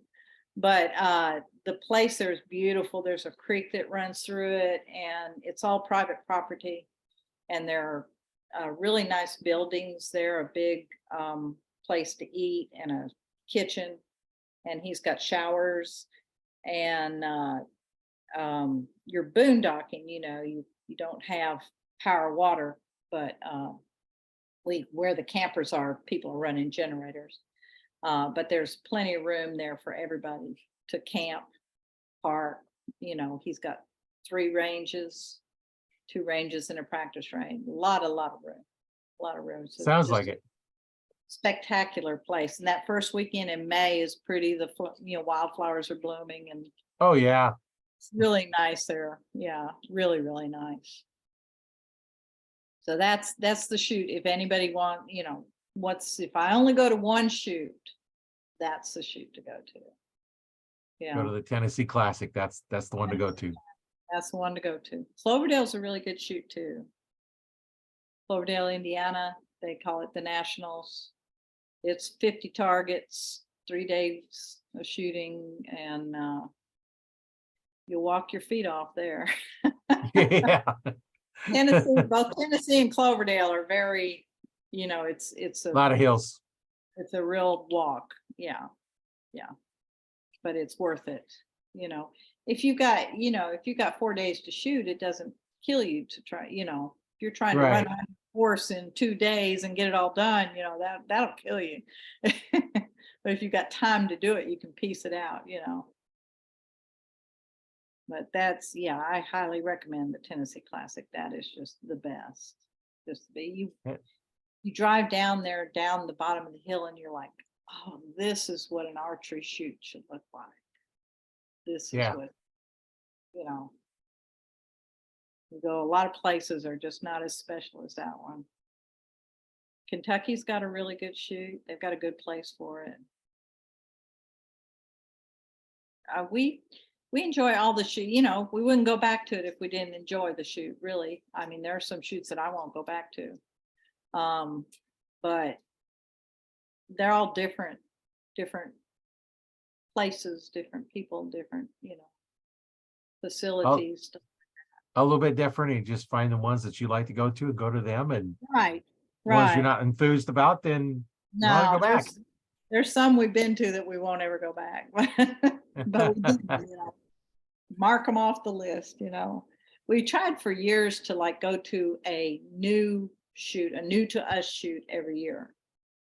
And so that's what sent us out and about to different places. And we did go to ETAR. You've heard of ETAR in Denton Hill, Pennsylvania? Yeah, our listeners may not have, but Oh, come on. You're in the archery group. Everybody's heard yeah, of you ETAR. never know. I do have people that Yeah. are just starting out in archery Well, that's true. here too. Well, it's moved. It's not in the same spot, but it is still up in Pennsylvania, and it has a lot of vendors and 1,000 people. But we went, and it was okay. Okay. It was okay. It's not really a competition, and so we went when it was still at Denton. So the chairlift didn't work, so you couldn't go up and shoot your way down, which I think would have been fun. I'd like to do. They do that in Colorado shoot. I'd like to do that shoot one time. Where you take the chair lift and then you shoot your way down the ski range. Yeah, I'd like to do that because skiing is what I did growing up. I just skied every weekend we went skiing, So riding a chairlift up wouldn't be anything new, but I think it'd be kind of neat to archery it down, Yeah. instead of skiing, Never saw those places without snow on them. Yeah. Yeah, you definitely don't want to be shooting on your way up and then shooting on the way down. That'd be a whole lot of work. Yeah, that would be bad. Well, see, that's what Denton got to where, the walk would kill you. It was, and it was just very crowded, very, very overly crowded, I felt. But some people just love the heck out of it. And that's, Yeah. Each to his own, whatever you like to do. But Yeah, there's some shoots we go to. I like a little bit less crowd. Yeah. Well, there's some shoots we go to that are very small, but they're so wonderful. The people are so wonderful. It's like going home, so we look forward to those. The Yeah. Arkansas shoots are like that, We just love the people in Arkansas, and they love us for coming. And it's just a really nice little place, and we just enjoy the heck out of going. It's kind of a big drive for us. It's an 8-hour drive, but we keep going back to Arkansas. We love the people in Arkansas. So An And 8-hour some drive's not that far. tell that to my husband. I got a 40-minute drive to go into work every day and 40 minutes come home. That's awful. That's awful. I never had to drive very far to go into work. When I lived in Nashville, I had to drive a little bit, but not much. Well, we live out in the sticks, basically, in a little village. If you take Omaha, Lincoln, and Fremont, and you find the middle point between them, that's where we're at. I've never been in Nebraska. I've never even driven through Nebraska. Oh, you're missing something. I've driven across Kansas, but I've never driven across. Yeah. You'll have to come a little further north and go through Nebraska, just to go through Nebraska. Just to go, now that, isn't that what they call a flyover state? You just fly over it? Yeah, well, you're missing all the exciting stuff here in Nebraska, though. They say it's flat. Well, no, not on the east end of Nebraska. It's not flat. There's lots of hills. Now, if you get out in the western part of Nebraska, getting close to Colorado, Yeah, when you leave Nebraska to go to Colorado, nothing changes. yeah, till you hit the mountains. Right. Yeah. It's all that kind of open, deserty, plains Yeah, type of on the ground. east side, yeah, on the east side of Denver, it's just flat. Yeah, Yeah. And then it's that way until you get, a good part of way through Nebraska, and then you start getting into the hills and stuff over here. But are those, um, is that the tail end of the Badlands there? yeah, Is it? Yeah. yeah, we don't call them mountains, we call them bluffs. Buttes, Yeah, buttes yeah, and bluffs. Buttes and yeah. bluffs. Yeah. Hills and valleys, and We went to yeah, South Dakota one time and saw, you know, Custer's Last Stand area and Rushmore and all that stuff, you know. But the prairie states, we just sort of drove through them to get somewhere else. yeah, Because yeah, we grew up on the prairie, so we weren't like a tourist on the prairie, okay? yeah, yeah, yeah. I just kind of, most of the state going to Colorado, if I go in there, it's like, yeah, most of it's just all, crops, and you see all the crop circles from irrigation, the center pivot, you got these, when you do fly over, you see all these little round green patches. That's the center pivot irrigation. They just pivot around and keep watering. So you got these green circles, and surrounded by brown outside, and another green circle. And Yeah, yeah. Well, we just we were in the southern part of Colorado, but we lived on the prairie, but the mountains were only 38 miles away. And oh, that's, we spent all our time in the mountains. So I know when I was a kid, we used to, we had a camper, and we had a trailer to hold our motorcycles. We had one of our old Fuller motorcycles, a little mini 50 on the back. And 3-day weekend, we're up in Colorado with my aunt, riding motorcycles up and down the hills, the mountains, and we'd come back, and then next 3-day weekend we'd be off up there again. And as a kid, that's what we did. We'd drive to Colorado for the weekend. when we lived in Colorado, we didn't like tourists, but it's a tourist economy, so whatever. But Yeah. we skied every weekend from November to April. That's what we did. Well, and this is in the summertime, so we're going up there, not In during the the ski summer. season. And then we'd hit the mountains. Yeah. We'd be up in the mountains on the back trails and everything else. And we didn't do the touristy stuff. We basically we stayed away from all the places that people would go. Yeah. We didn't go to all the places. We went to trails because my aunt lived up there, and up by Denver, and wow. knew all the places. She lived in Westminster's where she lived. Yeah. And they knew all the places that we can go, trails. And there's times we go up there, we didn't see anybody else. We'd go places that there was nobody there. It's not like Just us. Once in a while we'd see somebody else, but we're back in the back countries and riding our bikes up and down the hills, trails. It's probably not like that anymore. No, of course, that was let's see, probably 50 years ago or more than 50 years ago. Well, we've almost talked 2 hours. I think you've gone Yeah. beyond your podcast here. Oh, that sometimes they go long. I've actually had one go for 3 hours. Oh my God. We just got talking, and then they're only about an hour and a half to 2 hours is what they end up going. Depending on where our conversation goes. It's just so fun. I enjoy talking to archers from all over the world. It's a lot of fun, and anybody that wants to get on and chat archery, hey, I'm open. Chat archery, we can do this for Archery a is long time. great sport. Anybody can do it. You don't have to be an athlete, and you don't have to be strong.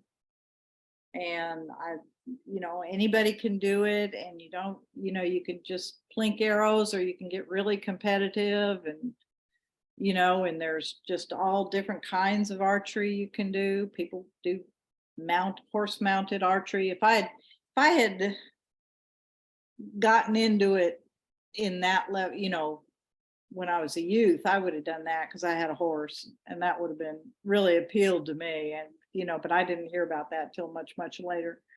But Yeah. I actually talked with a guy here a while back that did that, and that yeah, was quite interesting to hear about that. That's an interesting really um, cool. way of Yeah, shooting. it's really, really cool. But I really just like 3D competitions. I like the aspect of you go out with a group of your friends, and so you're giving everybody trouble, and you're all Yeah, shooting the same target and scoring it, and sometimes you're just really serious because this is a competition, and we just really get, you know, try to support each other and help each other. It's just a lot of fun. I just think anybody can do it. I really do. yeah. Like Well, the guy and that won Lancaster this year said, anybody can do it. well, and I've talked to a young lady that couldn't do regular sports and doing great in archery. Yeah, I've actually I met him a couple times, and we're going to have him on the podcast one of these days. Matt Stutzman. yeah, I've talked to him, the armless archer, yeah. born with no arms. I've He seen shoots a him. compound. Yeah, I've seen him. I've seen him shooting somewhere. I don't remember where, but I saw him shooting somewhere. But yeah, that's the thing. I mean, there's adaptations for almost anything. And that's why Right, national archery in the schools works, because any child can pick up a Genesis bow and shoot it, because it can be right. adjusted to any strength or draw length or whatever.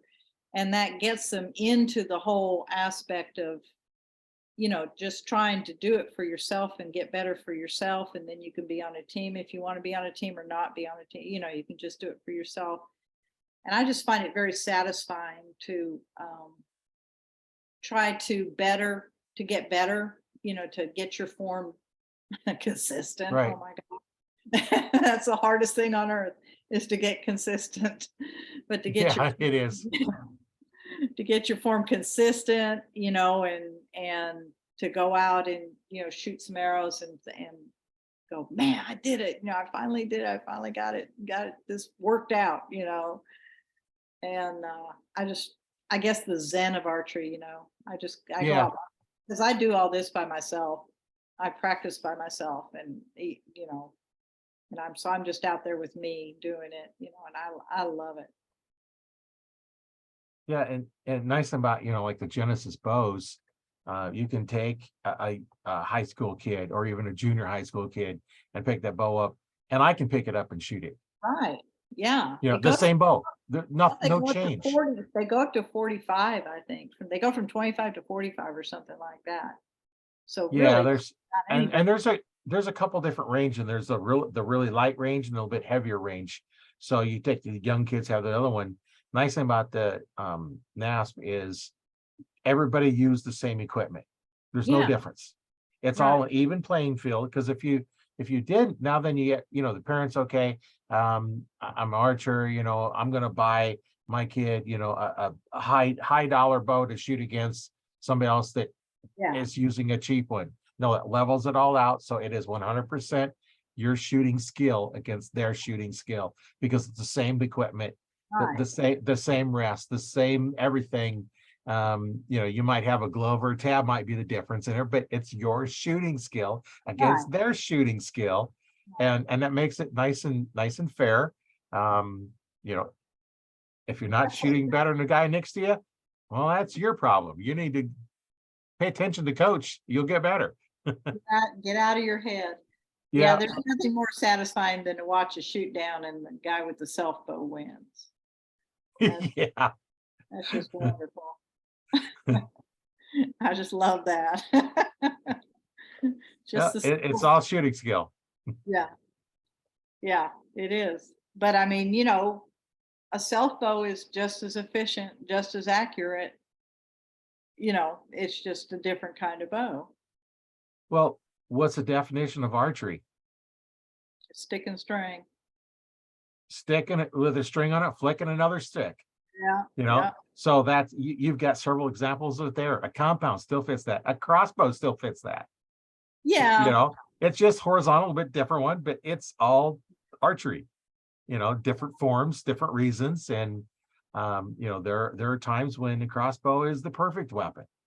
You know, or weapon or perfect archery equipment. And then other times, you know, the compound's the best. And other times, you know, the recurve or the longbow or any of those. It just depends on you and what you're doing. And nice thing about it is like crossbows, you can get the younger kids out hunting a little Yeah. quicker because, you know, if they can only draw back a recurve or compound bow that, you know, about 20 pounds, you know, you can't hunt with it. No. You know, here in Nebraska, it has to be 40 pounds at or before 28 inches of draw length. So if you're using a recurve at 28 inches, it's got to be 40 pounds. Now, granted, a kid's might only pull 25 inches, Right. but, you know, so that might be way less weight, but the bow still fits that requirement. Now you go to compounds and, you know, that spec kind of doesn't really apply too well. But, you know, that would allow that kid that's 12 years old that can hunt now get out there because they don't have ret pulling the trigger. All they got to do is make sure to keep their fingers below the rail so the string don't take their fingers off. And, you know, that's thing I always tell people on a crossbow, you put your fingers above that rail, it will take it off. Right. You know, so you got to keep it down below there, but allows them to get in there and get out in the field and hunt before they can draw back anything bigger. And then as they get older, you know, maybe they want to switch because cocking a crossbow is not quick and easy.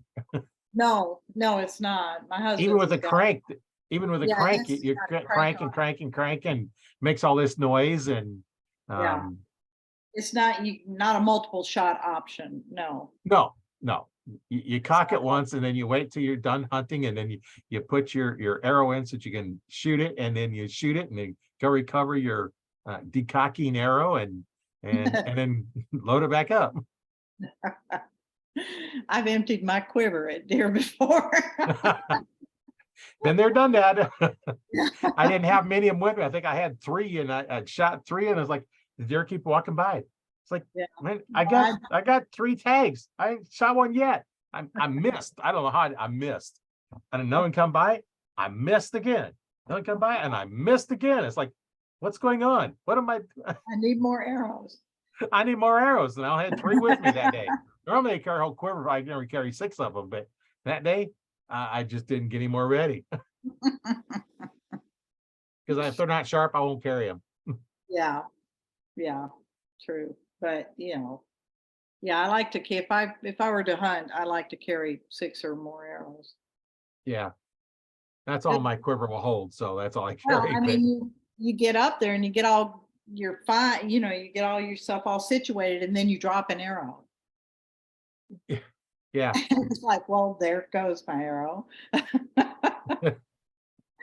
That's one less arrow. So Yeah. Whereas less I hunt with a handheld release. And I have a strap on a wrist strap one that I use when it gets really cold. Because up here in Nebraska, I'm not grabbing on to a 30-some degree only piece of aluminum in my bare hand. It's just not going to happen. And then I carry another backup handheld release, and I've dropped my release on my tree stand. It's like, well, time to go to the backup. So I'll strap on the backup one and get it when I get down because I didn't want to get down and pick it up. That's I carry 2 extra releases with me just for that reason. And you know, on my bow, I have a sling on it because if I didn't, I'd take one shot and I go pick up my bow off the ground because I don't hang on to it. The strap won't let it fall, so I don't worry about it. Yeah. And if I get on shooting a bow that don't have a sling on it, I got to remember it's like, okay, I got to at least curl my fingers a little bit more and pay attention. And when it hits my fingers, then I can grab it.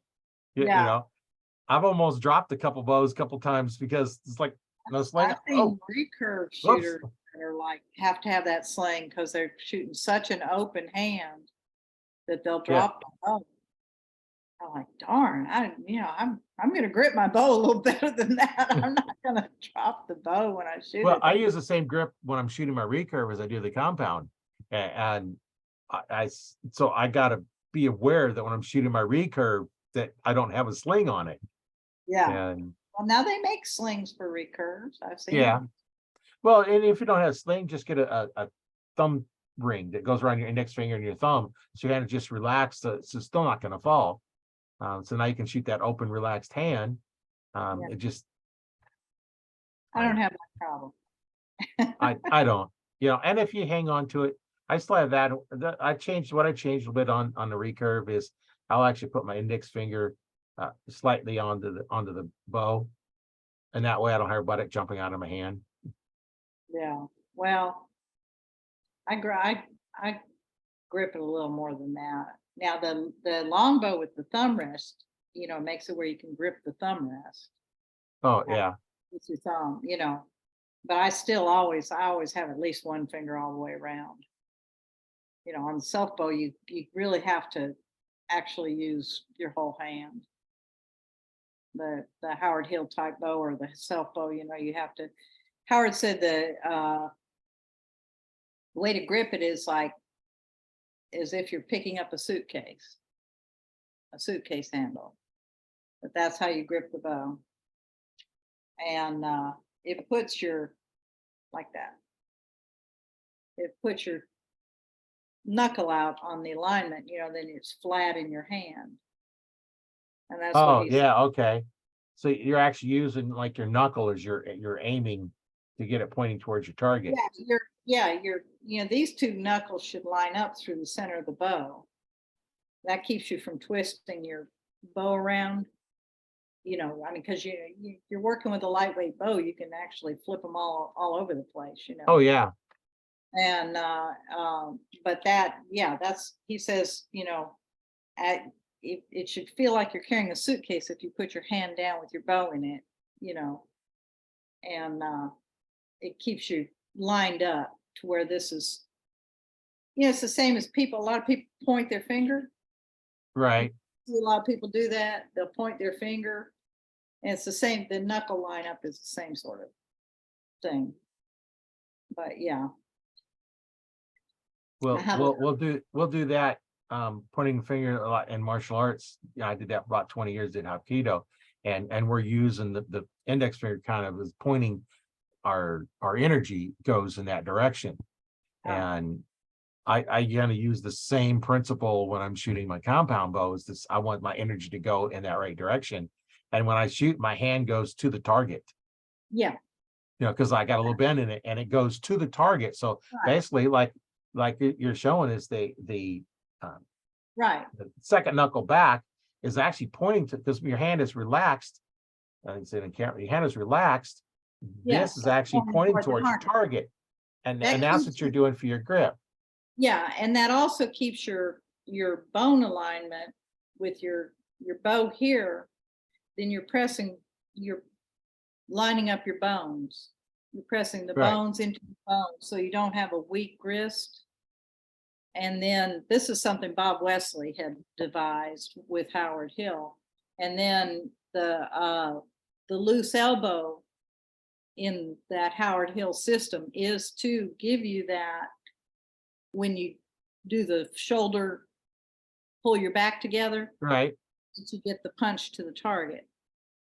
And that whole, when I see people that are having problems where they're they're either pulling the arrow or they're punching the arrow, but pushing it this way because the release, they get that energy from the release and they move their bow arm.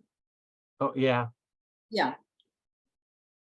If you teach them to have a little bit of a relaxed elbow by raising the triceps and then punch the target, a positive movement eliminates the negative movement. Right. So you don't flip off or punch you don't move your bow arm in a way you don't want it to move by moving it in a way you want it to move. So we call that punching the target, and it helps eliminate those kind of problems. Yeah. One thing that I do, I've talked this a couple times on podcasts, but I will take, if my form isn't feeling right, I'll carry a string that loops around my thumb that I can use as my draw length. I put my release on it. And now I'm going to be drawing and going through my whole shot process. And if that string goes to my target, my form is right. If the string hangs up on my thumb or goes sideways, my form is off because I'm pulling off my form instead of to my target. And I've used that. It's like not feeling right. So that's why, because it's hanging up on my thumb. Okay, now I launched the string right towards my target. Now again, okay, now I'm back, and now then the shot process is back. Just one thing to bring that process back. I don't hear many people talking about a relaxed bow arm much anymore. And I've seen a lot of them that just got the arm all locked out. yes, and the problem with that, if that is bent, then look at the shoulder. Those are listening, you can't see, but as I lock that arm out, what goes up? My shoulder goes up. Yeah. And now as the shoulder goes up, what is holding that joint together? Your tendons. All the force is pushing on the tendons, not on the joints. Drop that shoulder down and now have that little bend. And now when it goes, your hand goes to the target. You're not putting stress on the shoulder. Have it straight out from your body. That's a very weak position. You've opened up the joint here. And so you're going to ram your shoulder into the back or the scapula, which is empty space. I mean, and you're going to tear up these tendons eventually. And I actually had a physical therapist on one time, and we talked about shoulder injury and how to recover from it, because a lot of the older archers, because they lock those arm out to stretch as far as you can, and now they're having shoulder problems. It's like making my shoulder hurt just showing that. Stretching it way out like that. It's like, oh man, I gotta loosen up my shoulder here. It's starting to hurt. I've had rotator cuffs, so I've had the surgery, so I can't even, if I do that, it hurts. I can feel that pinch in there, so that was 2 years out of my life that wasn't very fun. No. Well, we've kind of got into all kinds of different subjects today, haven't we? Yes. Well, it's all fair game. Whatever subject you want to cover, we cover. It's all good. Whatever we want to get into is just fine. And it's been a real pleasure talking with you. Yeah, thank you. What would you say in parting to our listeners? Go shoot your bow. Doesn't matter what bow, go shoot your bow. You don't have to have an expensive bow or a name brand bow.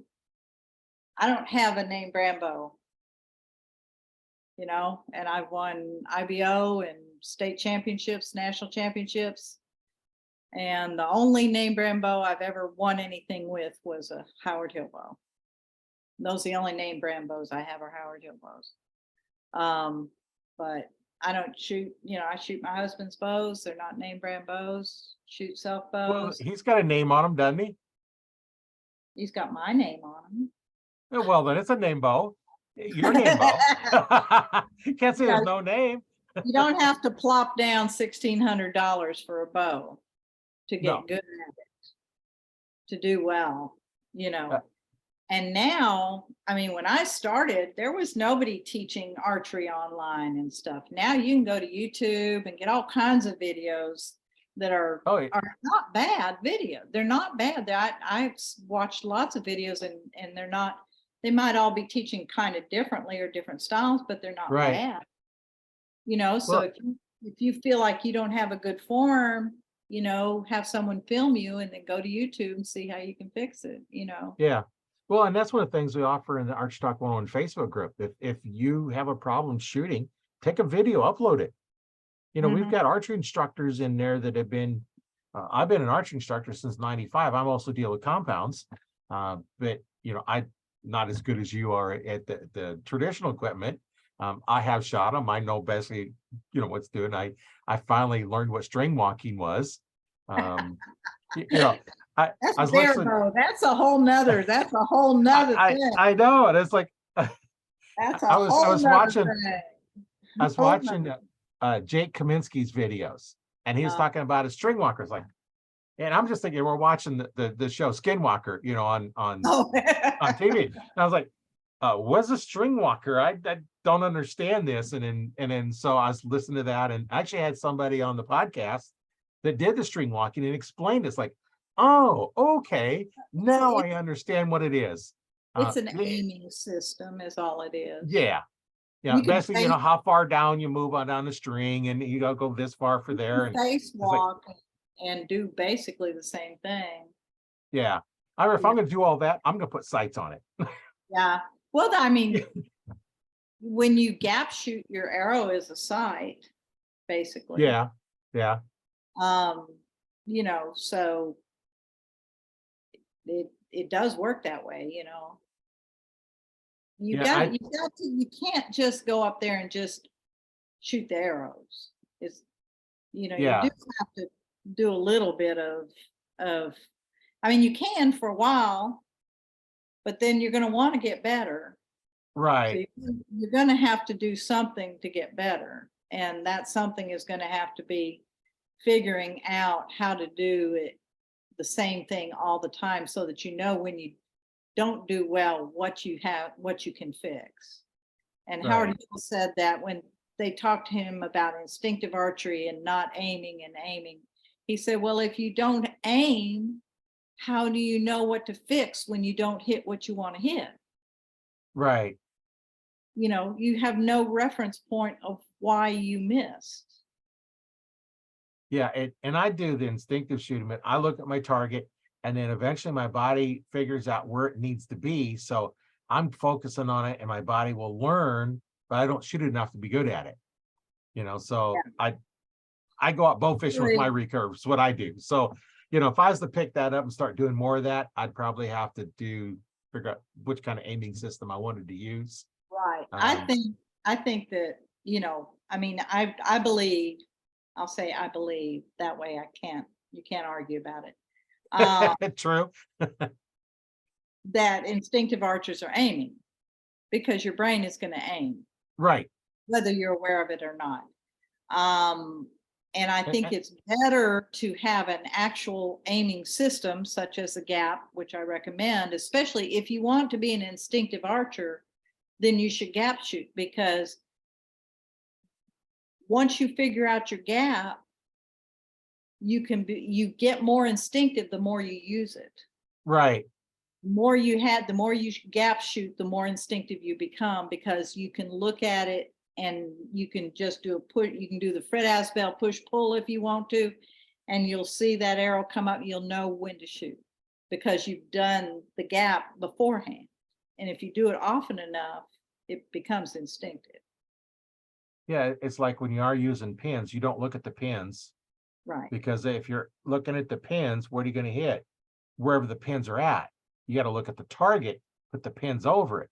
So it's not really what you're focusing on. And that's, you know, that's kind of what it sounds like you're talking about, where I'm going to come up, I'm still going to focus on target, but I'm going to see the arrow and use that as a reference. I think, they call that split vision. And then people are like, I can't look at two things at once. Well, yeah, you can. You look at multiple things at once all the time. But you know, once you've put your arrow on the gap point, then you need to focus on the target, on what you want to hit. If you only focus on the arrow, you won't be accurate. You have to take your focus off the arrow because you've put it where it needs to be, and then focus on the animal. Yeah, it's just a matter of practice. Unless you're shooting an extremely lightweight bow or you're shooting long distance targets, your gap is going to be small. It's not going to be very big. So you're not having to shift your sight really, because the arrow is in your sight. You know, it's not like you're trying to have to move from one to the other. You know, my gap at 20 yards, with my longbow is point on. So how good is that? Right. I mean, that's 90% of your targets. Yeah. 20 yards or less. Yeah. Well, they're usually between 18 to 22. So if you concentrate on being good at 20, you've got it. You're in Right. there. You'll be in there somewhere, but and with the other bows, it varies a little bit. With the recurve, I'm like that far below the center. I mean, that's easy to look at that much distance. Right. And that's where you want to get your bows to be, is something like that, so that when you look at it, it's easy to see. Yeah, I do the same thing. I have a level on my bow, but I never really look at it. I've done it enough and checked it enough that I know when it feels like it's level, and so I don't have to look at it anymore. And the same thing, everything else, you draw it back and you just don't notice it, but it's there. You see it, it registers, but If you're it's not in front focusing of on your it. face, you see it. I don't care Yeah. what you're looking at. If something's in front of your face, you're looking at it, you just aren't thinking about it. Yeah. And then, well, I got a little bit of cataract forming in my right eye, so everything in my right eye is blurry. You need to get So- that fixed. So I had my cataracts done last year, and I had them done in May, and 2 weeks later, in the very first part of June, I had both eyes done. yeah. I didn't lose a tournament before that, and I didn't lose any tournaments after that. That last year, I didn't lose any tournaments, and I had cataract surgery in the middle of it. So Yeah, don't take long to recover from it. go get them fixed. I Yeah. highly recommend it. I highly recommend it.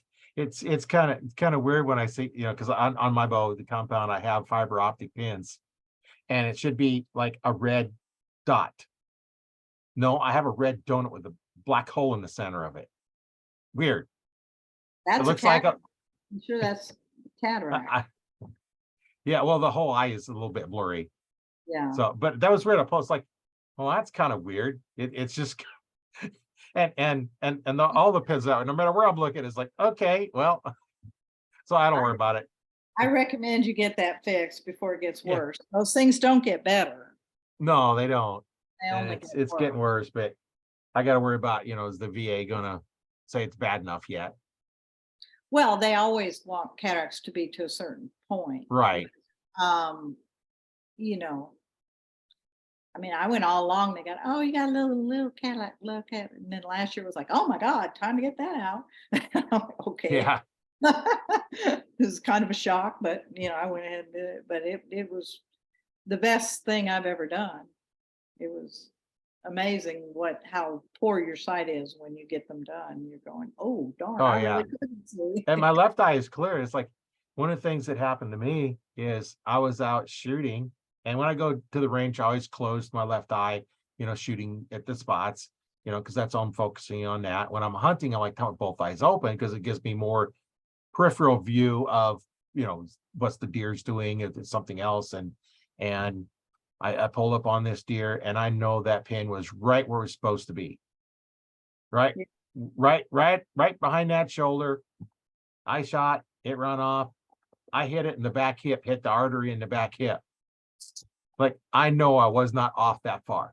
So I went down to the range, did my normal target shoot. I shoot in the 5 spot, the right-hand target, upper right-hand spot. And I shot, I nailed it. Open up both eyes. I completely missed the target to the left. Like, wait a minute. What's going on? I am very, very, very left eye dominant.